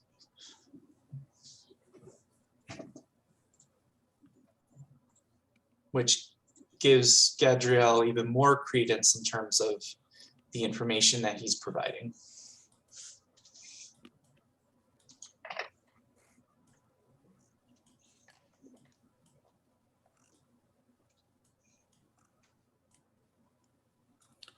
This is much to think on.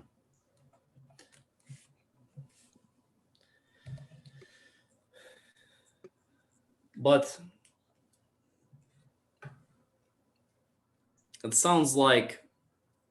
it sounds like this scab, this place where we will need to pay a visit.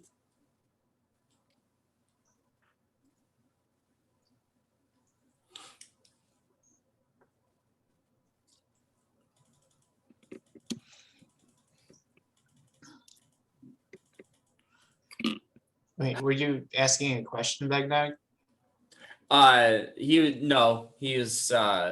was just thinking out loud. Oh.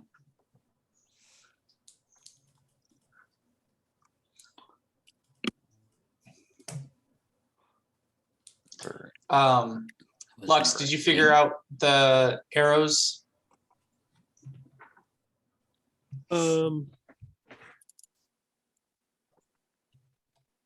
I was gonna get 4 + 1 and 6 silvered. And that would put me at like 95, and then if he had like some regular arrows. which I'm sure- Yeah, 2 gold pieces, which would get you a quiver of 20.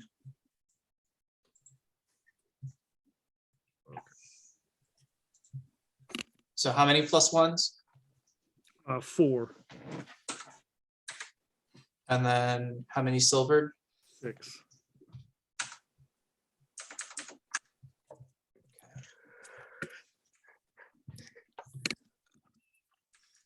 And a quiver of 20.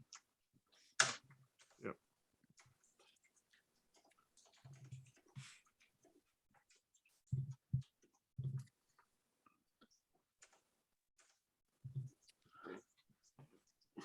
All right, and you calculated like 97 Yep. gold 97. pieces. Yep. Okay.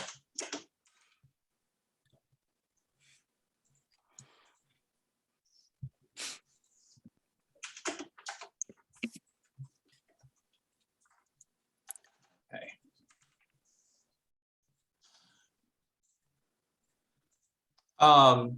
So Lux, were you gonna do any other shopping, or did you wanna come back to the 7 golden seals? Yeah, Or I was gonna go back.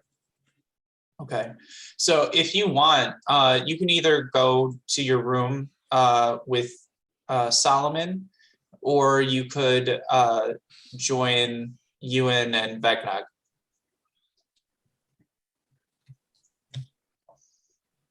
I'll just probably go back to my room. Okay. So very similar to Solomon, the bed is the most comfortable bed you've ever been in. It is I imagine Lux prefers a hard bed. Is that accurate, Peter? When I actually sleep on a bed, yeah. So it is perfectly hard and stiff, just like Lux prefers. It also has basically, it's similar to one of those large beds with the curtains that wrap around it. So it's completely dark within and prevents noise from getting in. And so it allows Lux to be completely cut off from everybody. Plus it traps the smoke. Right, because I'll be smoking in bed. Yes. So you could just hotbox all you want.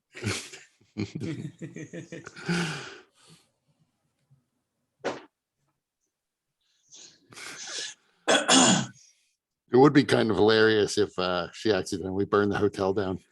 Just to finish off our big terrible guests.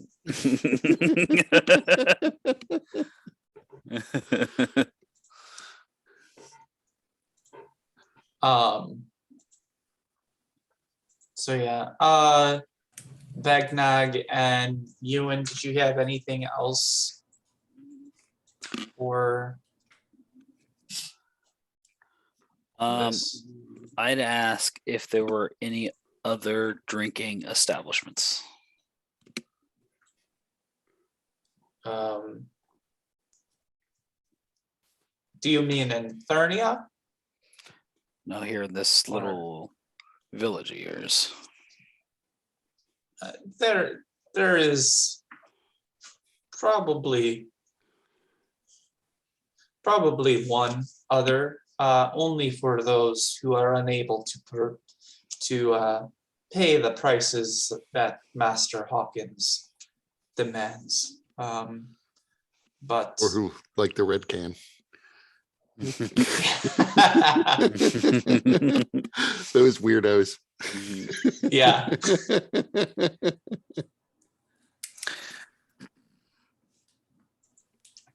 Sounds like I know where I'm going. Actually,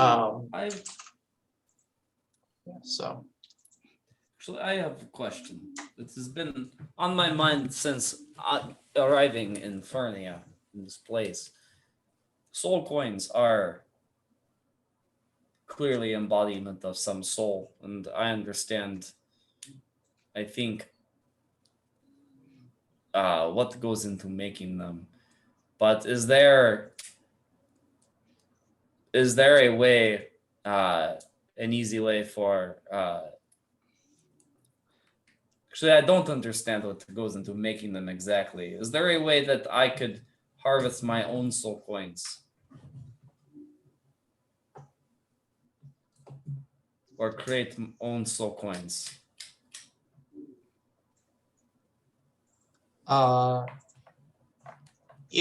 if there is, that is not a process that I am familiar with.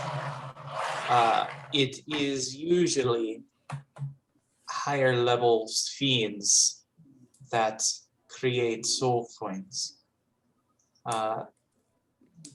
Usually, from what I've heard, it has something to do with a bargain. The bargains are made in exchange for souls of mortals specifically. You cannot create a soul coin from a fiend, although powerful fiends, when they are destroyed, are said to create something similar to a soul coin, but much different in nature. That makes sense. Are there... Anyways, thank you for your time. It is my pleasure, as it is my way of serving the spirits that have guided me. I hope that your journey is fruitful in achieving what it is you set out to achieve.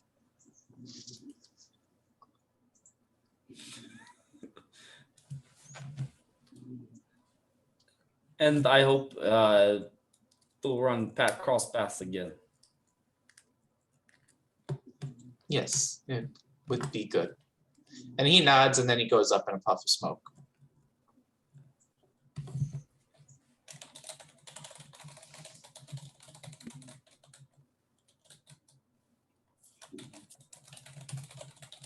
And now Ewan and Vagnog are alone.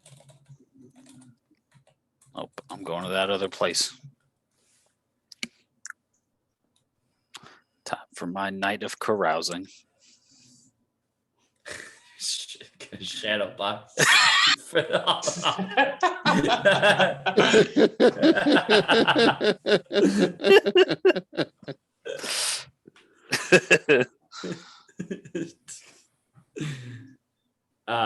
Vagnog will come with you and to be the designated driver. And just to watch him shadow box.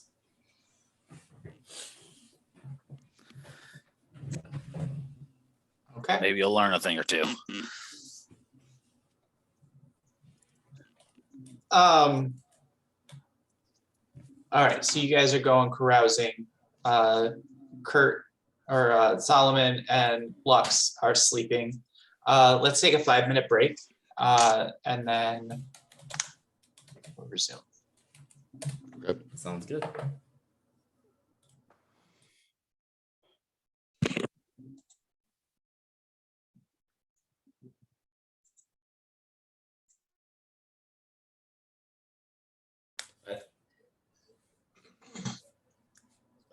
Okay.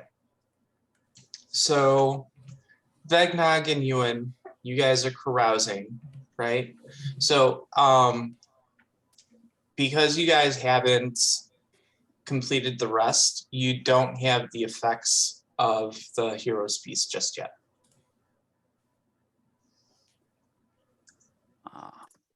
But you see, I can complete a rest by carousing.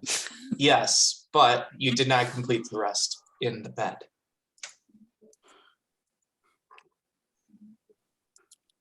Gotcha. It's a Vegnog's special okay bed. with Vegnog's okay with delaying the hero's feast. Yeah, Okay. I only rolled a But 6. I Fuck think, it. right, I think Ewan was planning on staying out all night. That's kind See, of the nature Vegnog- of it. And you know, Vegnog- they're probably gonna kick us out of the hotel at like noon. I don't know when checkout is. Well, interesting, because like they're not gonna kick. So if we never sleep, then we never taken the rest, and we have not fulfilled all the services that we have paid for. So they at least won't kick Vegnog and Ewan out. Yeah, well, I'm not sure we're 100% certain that's how it works. That we could just live here forever as long as we always every day we skip one service.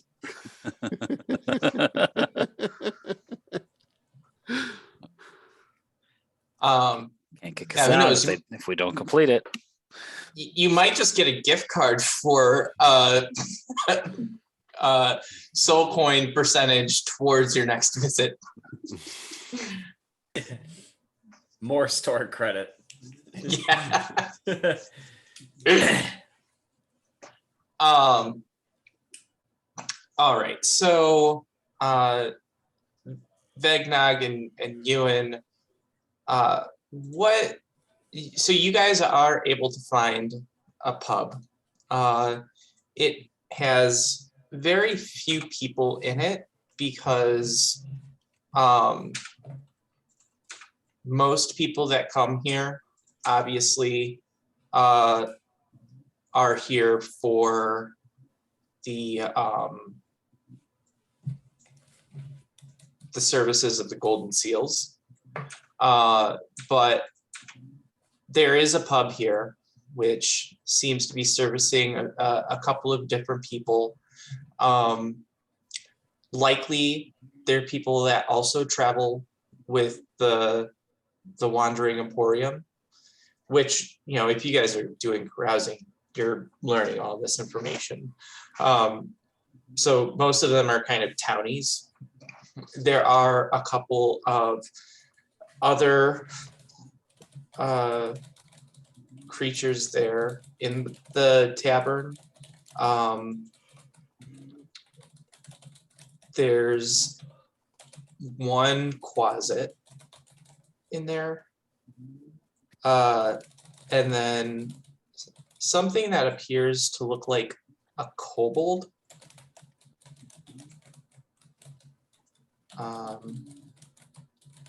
Does it appear like a kobold, or is it a kobold? As Something far as like, we but can not tell. necessarily a kobold. Yeah, I mean, it looks similar to a kobold, but I mean, here in Fernia, who knows what it actually is? Gotcha. Mhm.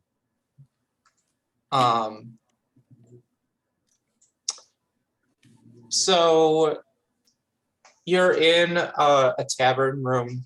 There are, so in addition to the kobold and the closet, there are 4 other people and a bartender.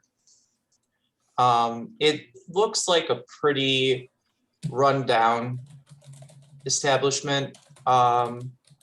It's no Winchester, but it's, you know, it services the needs of the people that live here who aren't willing to take advantage of the 7 golden seals every day.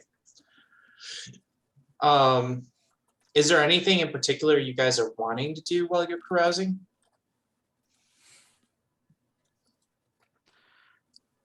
I mean, nothing outside of the normal, whatever I get from doing what I do. Getting Okay. a solid lay of the land, honestly. Mhm. Okay. No secrets hidden from me. So yeah, there's a good amount of information that you learn through all this, which I will share with you in a bit. But before we get there, everybody roll perception checks. Everybody? Everybody. I guess not.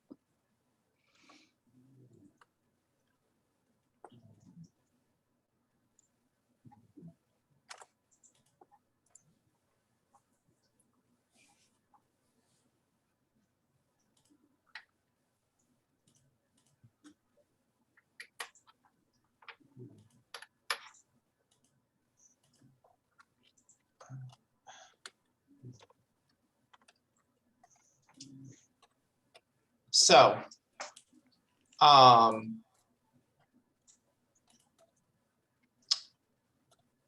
Vegnog, you see as you and Ewan are at the bar, talking to the bartender, you notice something strange out of the corner of your eye, a shadow that seems to move strangely. And then all of a sudden, two shades form right next to you, and one right next to you, one in between you and Ewan, and then one on Ewan's side.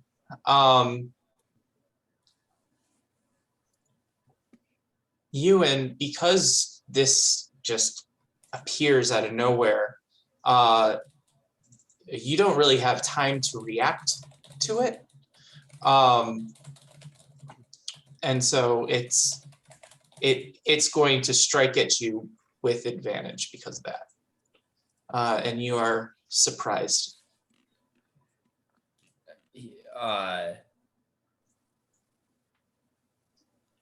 He can't be surprised because Svegnog has a short sword of warning. Ewan is surprised. Yeah, but any of your companions within 30 feet of you cannot be surprised unless incapacitated by something other than non-magical sleep. Okay. So you're not surprised, Ewan, but this thing still will be able to attack you with advantage. this is what I wanted to do. Okay, good, because I thought I was critted for a second.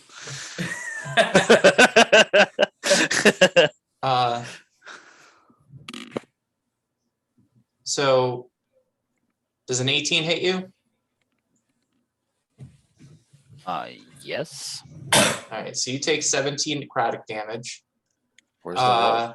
I don't see no roll. Oh, it rolled. I hate it when it's automatically set to not show the rolls.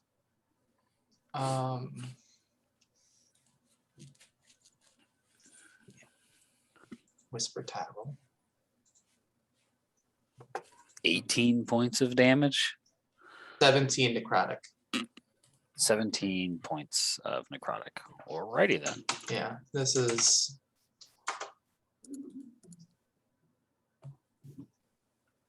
Wait a minute. Oh, yeah.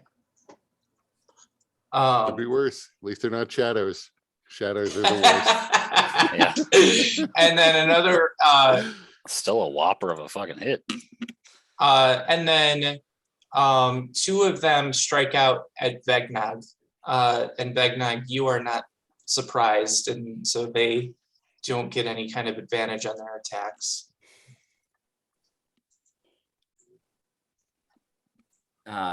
Second one hits. Okay.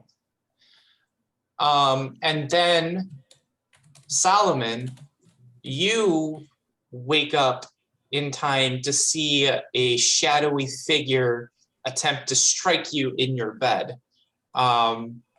But you have time to react, and so it doesn't have any kind of advantage or anything towards you. I'm sure that hits.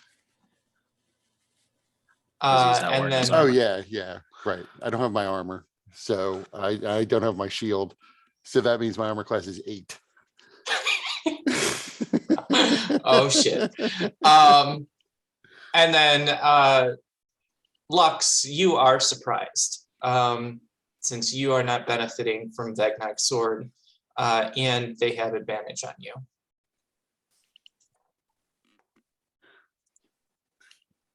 So good thing it had, or too bad it had advantage, but I assume 14 does not hit you. Correct. Okay.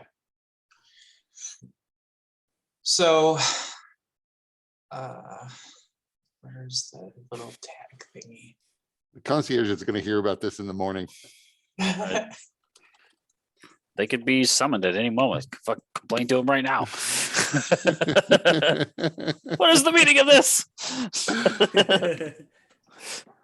Oh, come on. Why is it always so?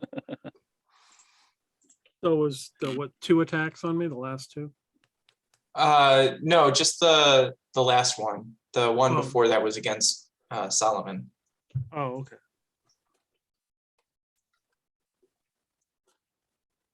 Oh, none of your tokens have. Okay, I need to fix this to be permanent, but none of your tokens have sight. I'm guessing. I can see. Wait, why can't I see? I mean, the map is On the way over shared to one screen? side. Oh, I don't know on the shared screen, but I am in a black space. Oh, I I can can see. see me in Bucks. Okay, this is weird. Cultists, a Quasit, a veteran.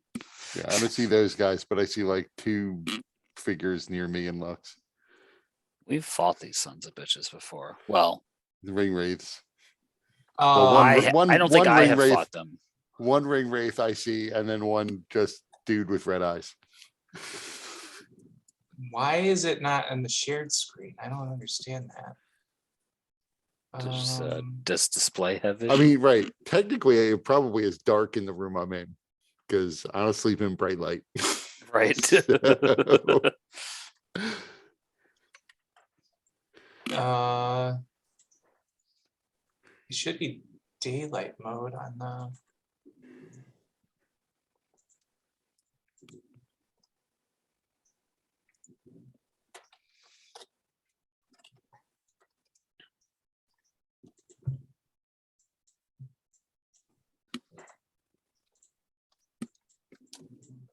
Why is it?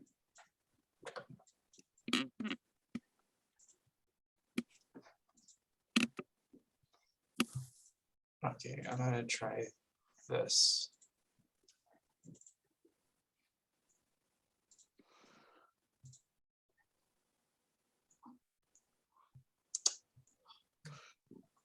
It's like I could never just open a map, drop characters, and have everything go well. It always has to have some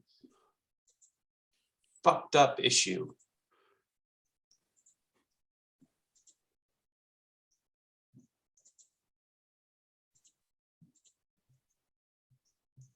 Okay.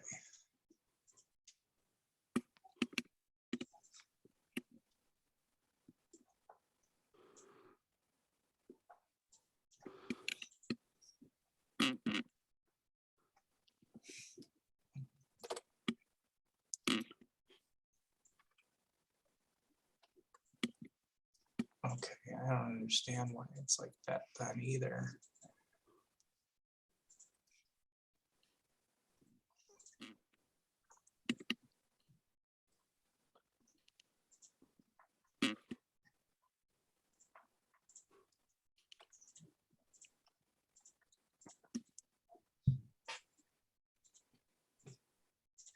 Okay, well, I'm not gonna belabor it too much more. We're just gonna not be able to see the fight in the recording. But anyways, so you guys, after the attack commences, you notice that these shades look very similar to things that you've previously fought and killed. And so Because now where else were they gonna go but hell?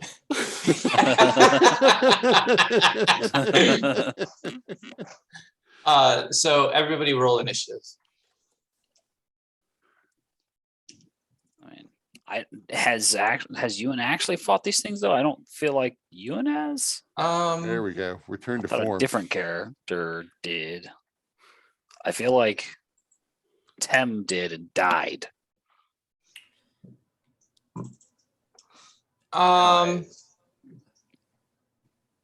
Yeah, so Vagnog and Ewan, you have no idea what these things are then. But they are ghostly apparitions that have the vague shapes within their tokens. Oh yeah, and Vagnak, yeah, they have no. The map is black for me still. It's black for you too? Yeah. God damn it, what is going? I don't get it. You have vision. You're right here, man. You're right here. I see my token. I just don't see anything else on the map. Well, you got a bad guy right You don't here, need to see anything. and you got a bad guy right here.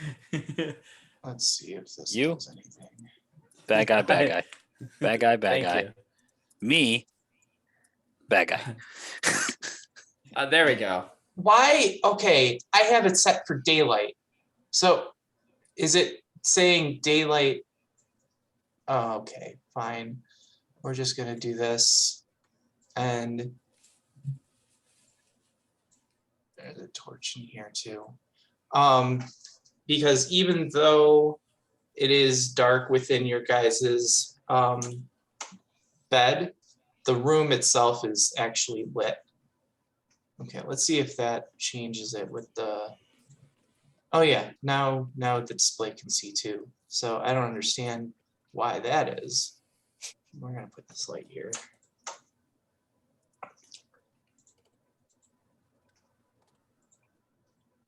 Okay. So are these ghosts or they're like spectral forms or something else? They appear to be spectral forms of these previous creatures.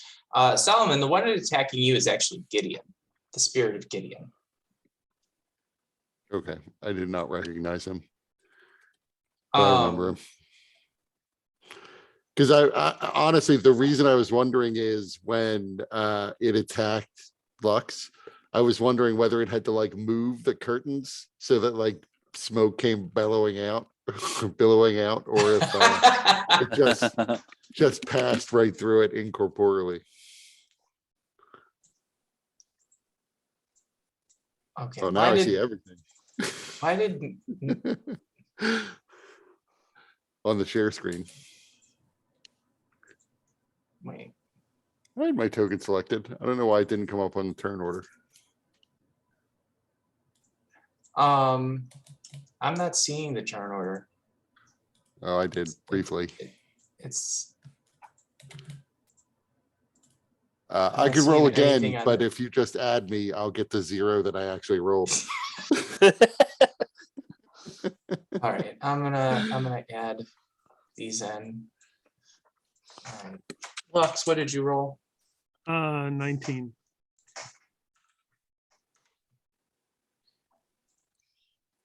Oh, now I can see. What is going Yeah, on with this? Yeah, now I tonight? can see it too.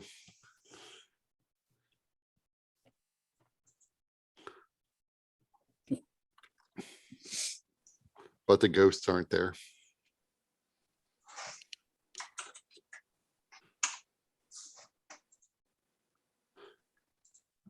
Go sale.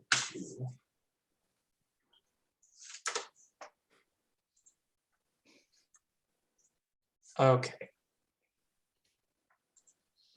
So after that stupid delay, let's get going. So we got Vegdog up, Lux on deck, Ewan and Hole. Vegnog is going to turn around with his short sword and let's see. He's going to turn to the one to his right, this guy, and hit him since he is within 5 feet of a friendly to take advantage of sneak attack. Yeah, that's right. It's a 21 hit. It does. So 27 piercing damage. Okay.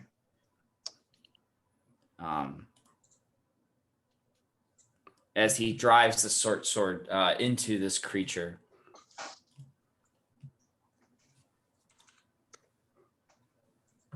I have no quarrel with you, but I will kill you where you stand. Yeah, who the fuck are these guys? Oh, we have quarrel with you. Ah! Oh, who the fuck are you? We don't even know you assholes.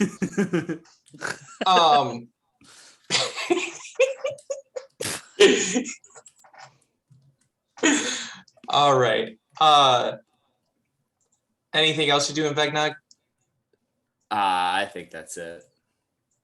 Okay. So Lux, you're up, but you are surprised. Well, no, that last round is what counted as a surprise round. So you see this spectral creature attacking you, and you see it quite familiar as one of the people that you encountered in the sewers back in Thalios. I cannot remember.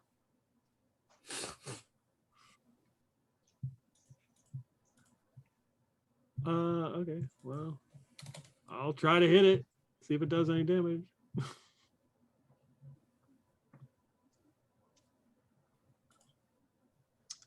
Your fist count is magical, correct? Yes. All right, that hits.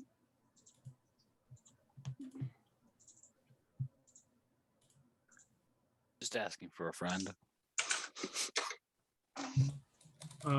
Second attack. That also hits.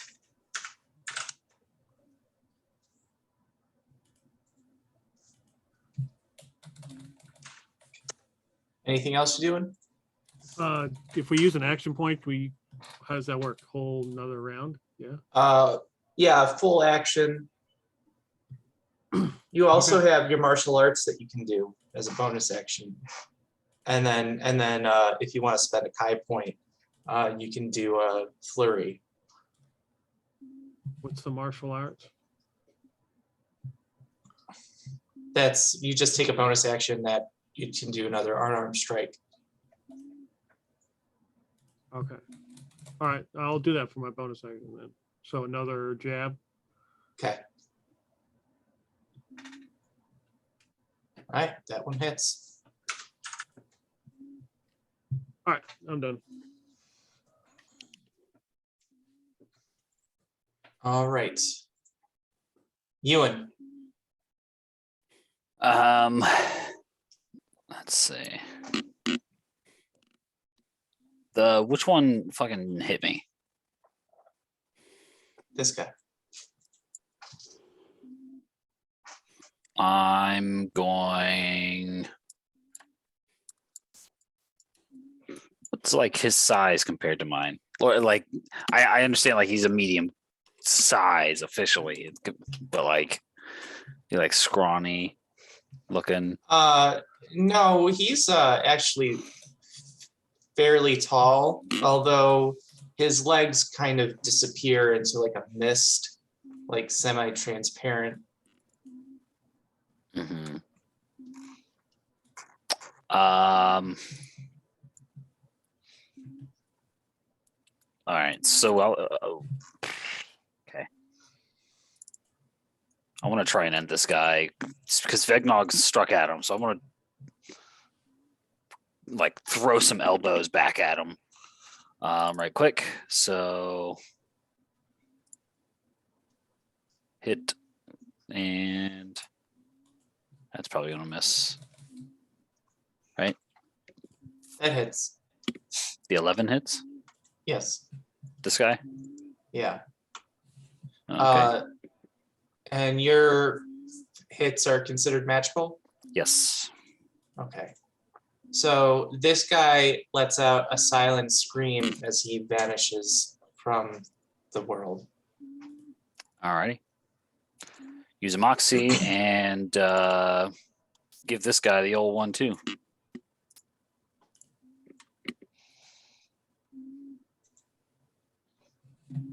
Okay. Just here to fuck this guy's day up. All right.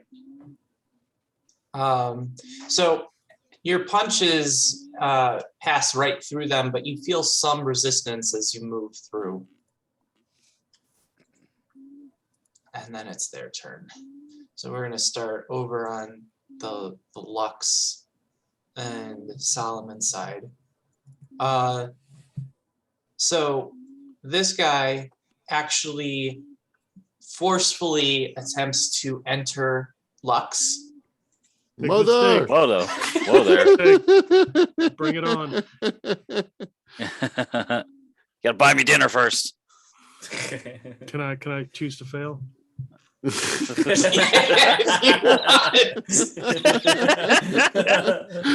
that scene from Ghostbusters.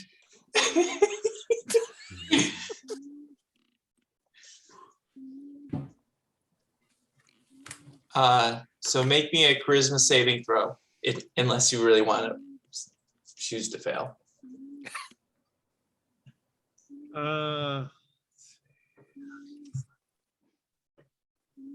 All right, you made it.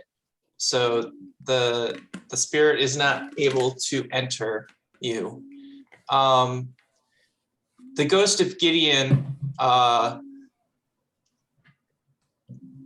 releases an awful scream.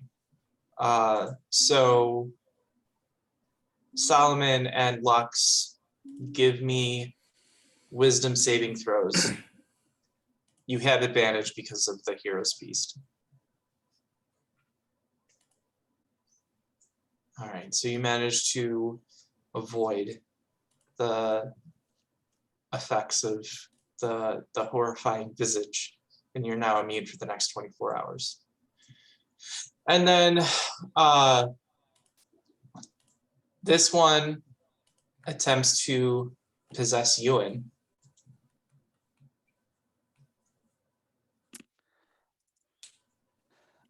What was it? Charisma save? Yeah. Trying to, all right. Well, here we go. Cool.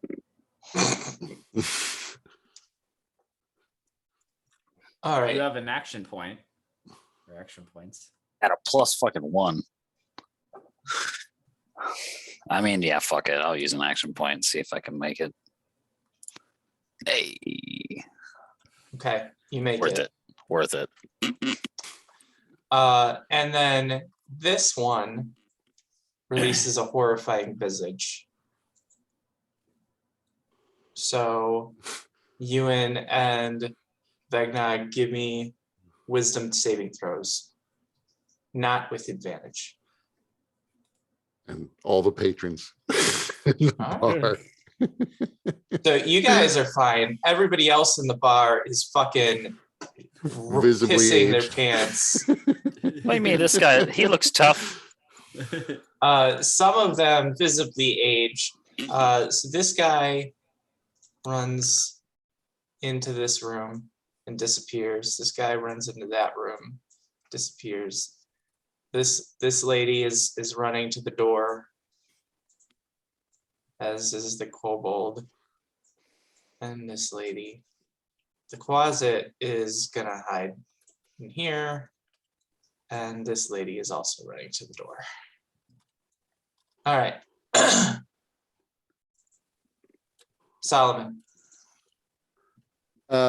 So I assume I'm prone, but I don't have to move all that far anyway. But Mhm. from the layout of this room, there's no doubt in my mind that here's all my shit. So I will step away from dude getting out of the bed to go over and get my stuff. So Okay. he would get an attack of opportunity. All right.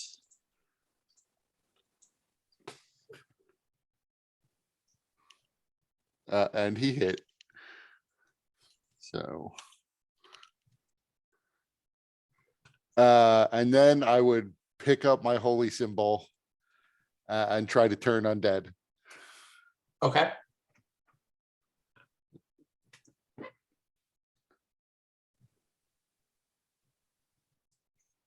All right. What is the saving throw? DC? What? Whatever your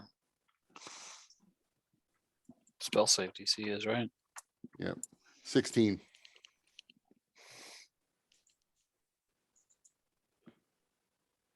Both of them fail. And then I would call for the host to demand an explanation for their poor security.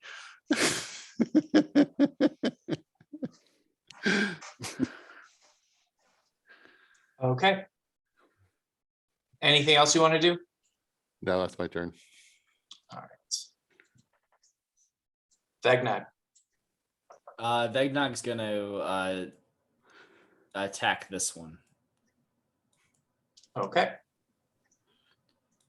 But first I'm gonna use my insightful fighting bonus action to make an insight check contested by a deception check to see if I can use pierce or find a weak point in its armor or in its like stance, so that my sneak attack may apply. Okay. I think that is just versus their passive. So it's going to be a 13. You have to beat. Okay, so you beat it.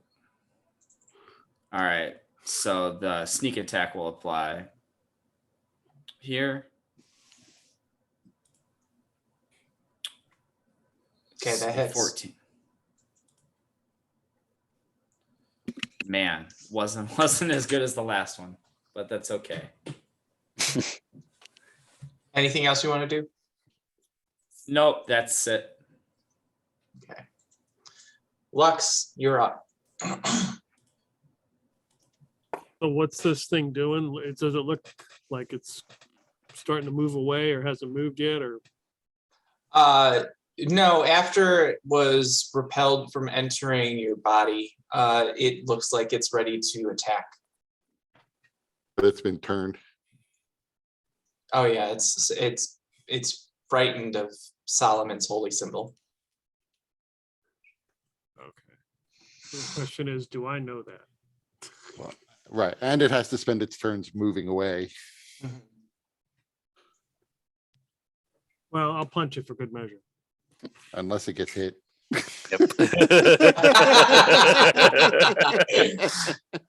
That's right.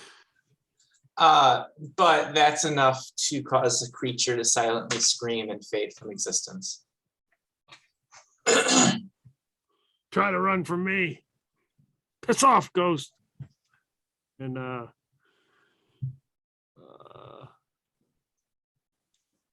jump out of the bed and see that Solomon doesn't have his armor on. He's got his holy symbol out, however we want to, whatever you think of that. And then I'll call for the concierge or whoever the hell is supposed to be running this joint. Okay. Anything else?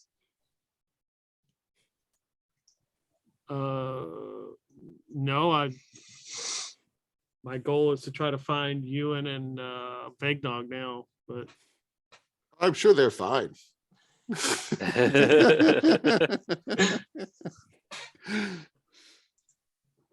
All right, Ewan. Well, this guy looks like he still needs his ass kicked. So start throwing bows. That's a little gross. Yeah, Is that that's a 10? mess. There we go. That one hits.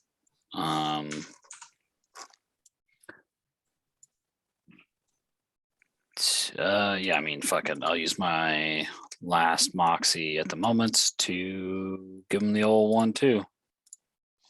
God damn it. The fuck? So yeah, the first one hits, the second one Oh, okay. passes through Harkham's sleep.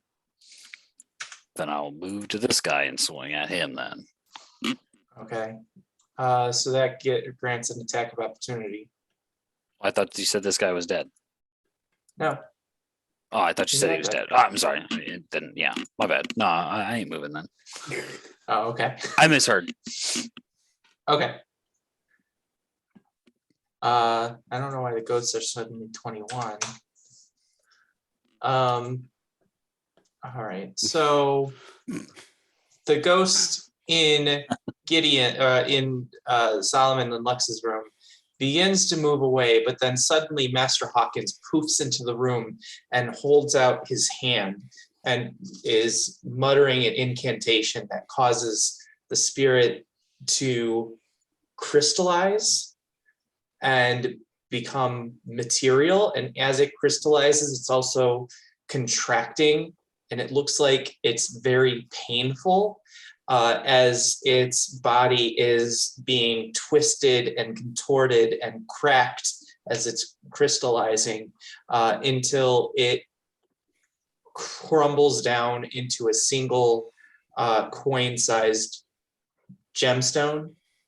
And then with his other hand, he summons a mage hand to pull the crystal into his possession. And Master Hawkins looks at you, incredibly embarrassed, and says, "My apologies. I will be back shortly and we will address this matter more completely." And then he poofs out. Mother, we may be able to get our stay here comped and get our soul coin back.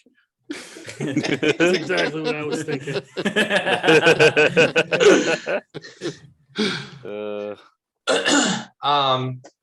As for the ghost, that the ghosts fighting Begnog and Ewan, the one ghost gets his possession ability back and attempts to possess Ewan. Which ghost is this? The What's water, that? Amy. Is it this one? Or This this one? Okay.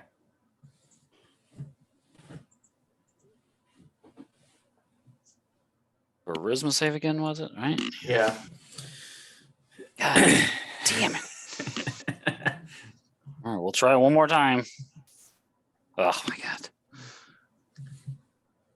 So your resolve is such that you now feel confident that none of these creatures will be able to effectively possess you. The other one also tries to move in and possess Vegnog. Is this a magical attack? It's not an attack. Or is this a spell? Sorry. No. Okay. charisma save. Okay, so you're able to avoid being possessed. One day I will be able to use my Mage Slayer feat, but it is not this day. Same. And these people begin crowding out of the bar. All right. Solomon, is there anything that you wanted to do?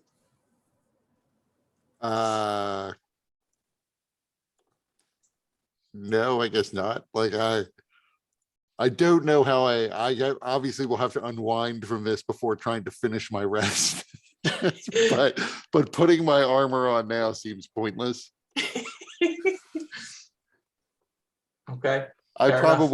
probably would like pick up Heaven's Fall and just hold on to it for a bit just in case, Mhm. and put on the shield bracer that I have. Okay. Vegna.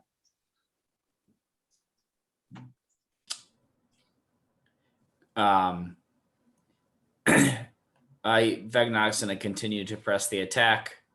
I don't think I have to re-roll for insightful fighting. I think I just get it. No, you just get it. Yeah. That's a hit. I mean, 21. I guess Lux and I piercing could like damage. I guess Lux and I could run down to the bar in this hotel and then discover that is not where Ewan and Vegnog are.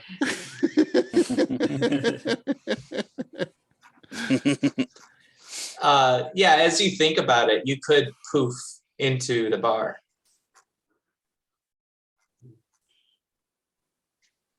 All right, so Vegna, anything else you want to do? Nah, that'll be his turn. All right. Anything you're doing, Lux?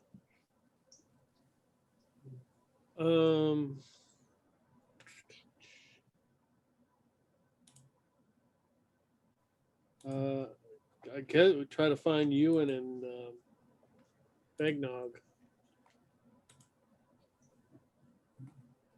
Okay.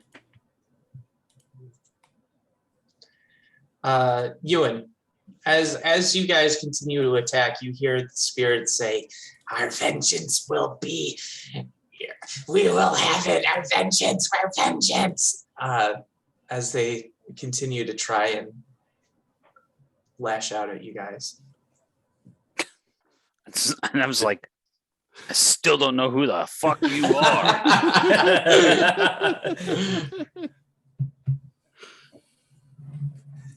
And this guy screams as he fades from existence. Just like shaking my head as I fucking go away. Second punch. And you finish it off with this guy silently screaming out of existence.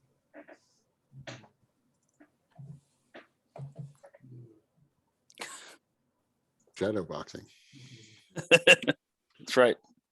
It's Literally. all shadow part of boxing. the carousing. Yep. I had no idea what they wanted. How did they even know who we were? I feel like some higher being was just trying to be clever here.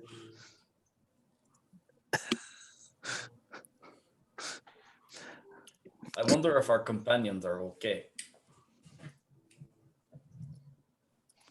I mean, it's a wonder anybody's okay. These things are we're obviously fucking confused.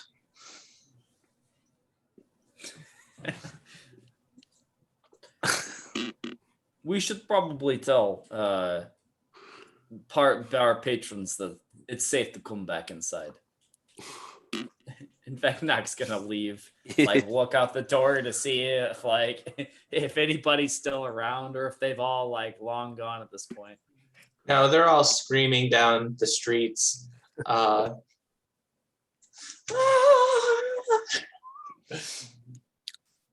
Many of them aged.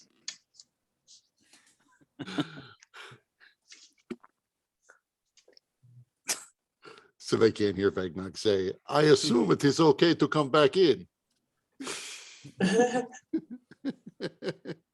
I mean, there could be more attacks. I don't really know. Vegnog would then peek out and then go back in. They will come back when they are ready.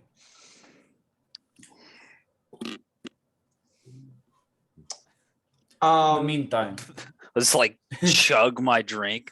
Barkeep. Go behind the bar. is the Barkeep bartender is gone gone. too?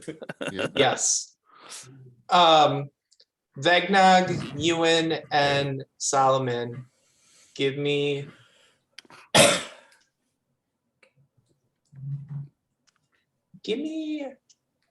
investigation checks. Oh.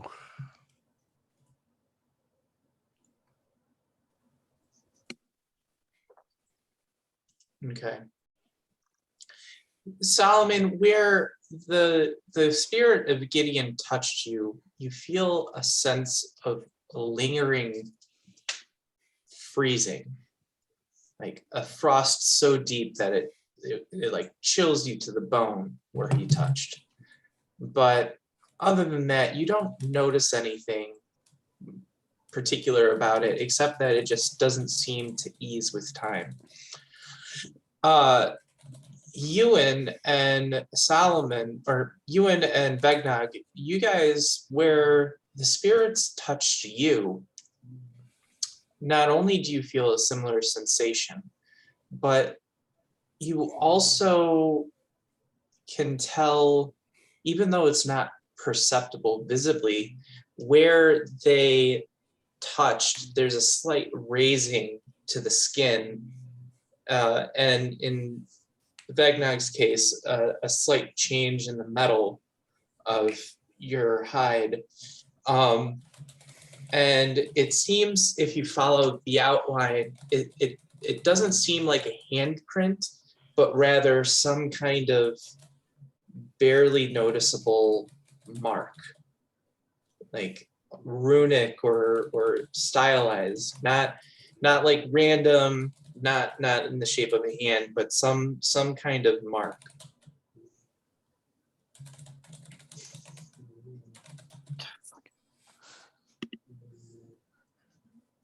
I just got oiled down too. The hell's this? Is the rune is it a rune that Vegnog would recognize as being like a diplomat of House Caniff?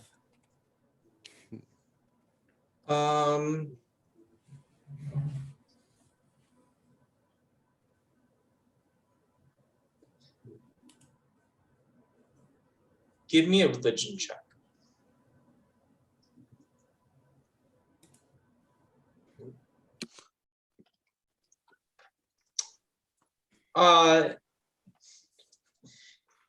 So it's hard to know exactly what the mark is, because I mean, you're not able to see it. You're not, even where you feel it, you don't know if it's necessarily complete.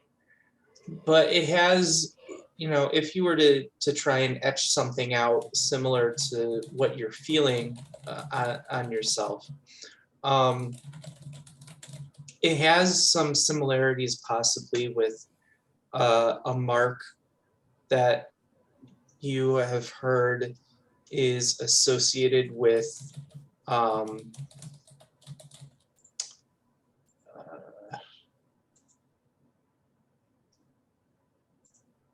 where is it? Let's see.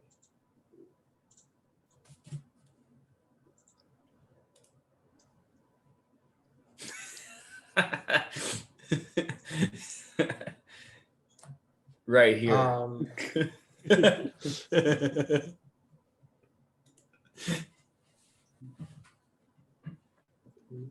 A mark associated with the Fury. Got an eye patch on you. Shit. No, wait, not the Fury, the Mockery. which is one of the gods in the pantheon known as the Dark Six.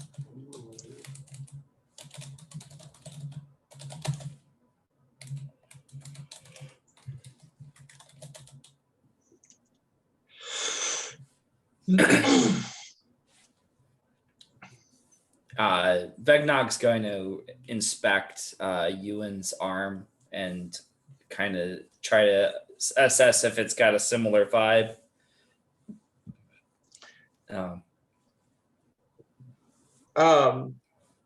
Ewan, how do you respond to Vegnog just suddenly starting to poke and pick at a place where your skin is still quite sore?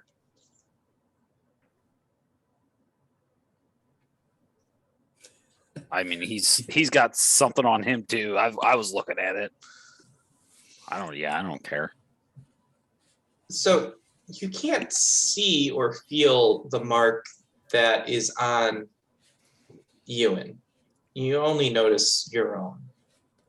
When you run your finger over where Ewan has run his finger over himself, you don't feel the same disturbance in the flesh. Ewan is the only one that you can notice the mark on yourself, but even if you were to touch Vegnog where his mark is, you wouldn't notice anything out of the ordinary. I hope the bartender comes back to just see these two standing, rubbing on each other.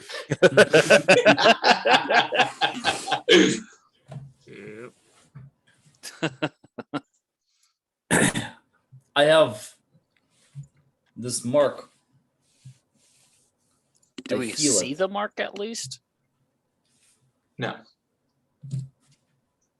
I have been marked by this creature, even though it was not successful in whatever it tried. It still had a touch. It is reminiscent of one of Dark Six, the mark of mockery. I do not see mark on you. You must be unscathed. Oh, there's definitely something right here. And Vagnog's gonna look harder. It must be some sort of magic preventing others from seeing it. I mean, I guess given a little bit of knowledge, I'm not very good. I'm not trained in religion, but maybe I've heard something.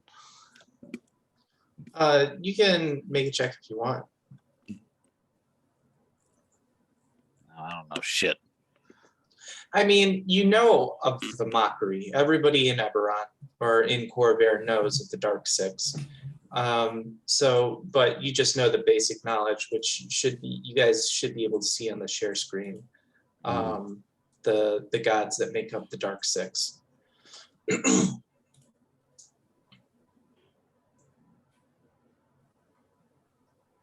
More fuckery from beings we'll never touch.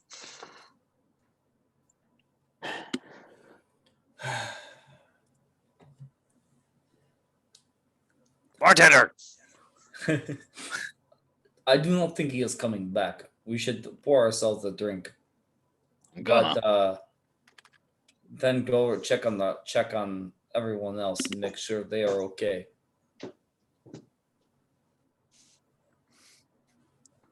I'm gonna pour like 3. Do you want anything? Do you drink? I could go for something a little harder. And Does it work? How the hell does this work?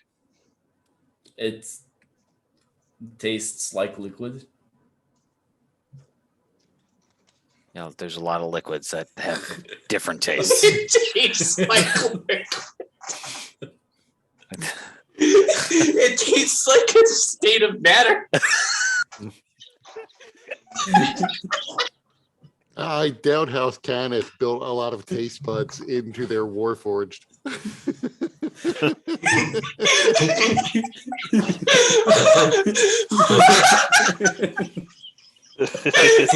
Oh boy, this scrawn tastes.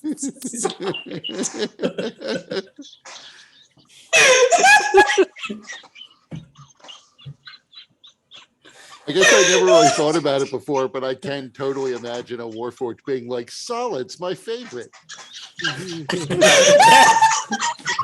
I mean, Delightful. Thank you, human, for the salads. For these here edible salads. Oh my God, that's canon now. That's how we're Do you have any- taste. I mean, Consumable liquids? I apologize if I expel gases.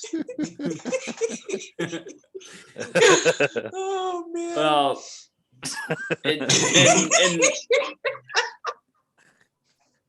the reason, so like Warforged don't have to eat or drink or breathe, so any sort of imbibing of food or liquid is purely just for like social customs.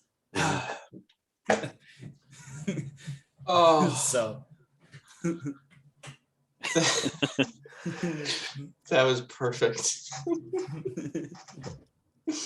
Yes, I mean, do they have a bottle of like a whiskey or something? Yeah. Something. I'm gonna grab that. I'm gonna pour 3 drinks. I'm gonna toss down 2 gold pieces onto the counter.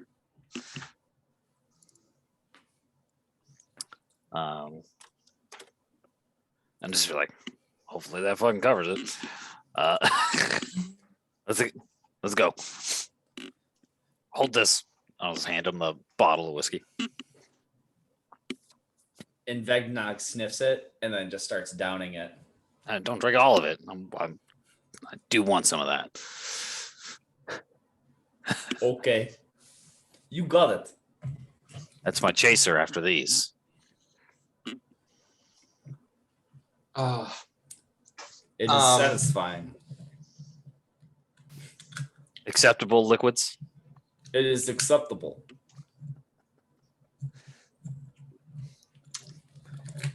so are you Yeah, guys so- going back to the Yeah. 7 golden seals? And just walking down the middle of the road, I guess. Fucking chugging some Yeah. whiskey and shit.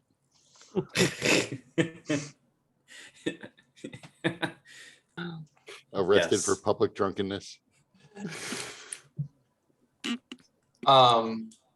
So the minute that you step into the 7 golden seals, you are immediately poofed into your room where Ewan and Lux currently are.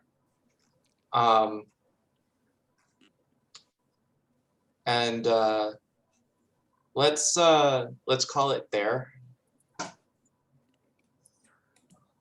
You probably would poof in, and Solomon would be. I imagine he got struck at least once on his back when he was turned away to go grab his stuff off the table. So he is probably writhing like on his back, trying to warm up that spot, like a dog scratching his back on the ground. But we come in at the wrong angle. And he's just where he was like a long gown. Yeah.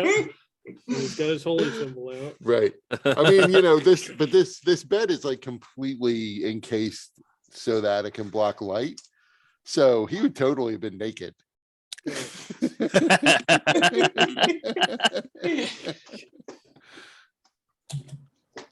So he's just walking. Ah, come on, Lux.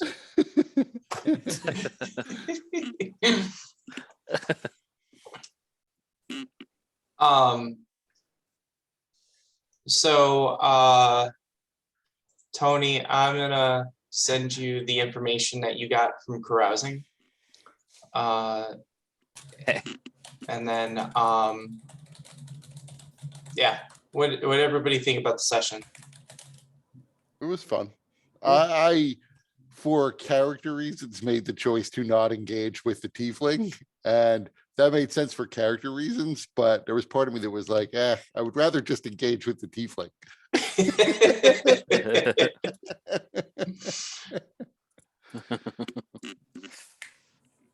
Yeah.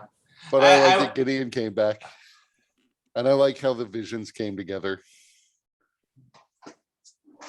Yeah, that's something that I've been really working hard to get those directions be much more clear. So, yeah, I was worried that it was starting to feel a little slow, especially since two of the party split and just wanted to sleep, which I understand in character for sure. But yeah, I think next session we'll be able to get more into the action. Assuming that Solomon is able to go and make a quick purchase of his new pet, which still has to happen. The unresolved issue between Ewan and Solomon. I can imagine that Ewan's like, oh, we gotta go. We gotta get out of this place. No pet. It's time to go. We don't have the ability to feed all this. Well, the koala, we've established the koala takes no food, so it's one soul coin less than the gold dragon, and we don't have to feed it, making it ideal. Or we could just keep the soul coin and have don't have a pet that's completely useless. I mean, the guy doesn't want to sell the koala, so the koala is clearly valuable.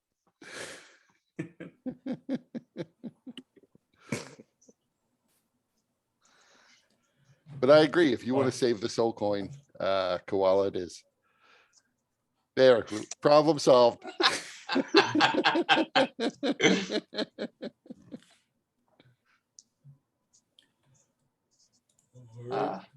All right, guys. Well, I appreciate everybody playing. See you guys in a couple weeks. All right. All right. See you then. Have a good night. All right.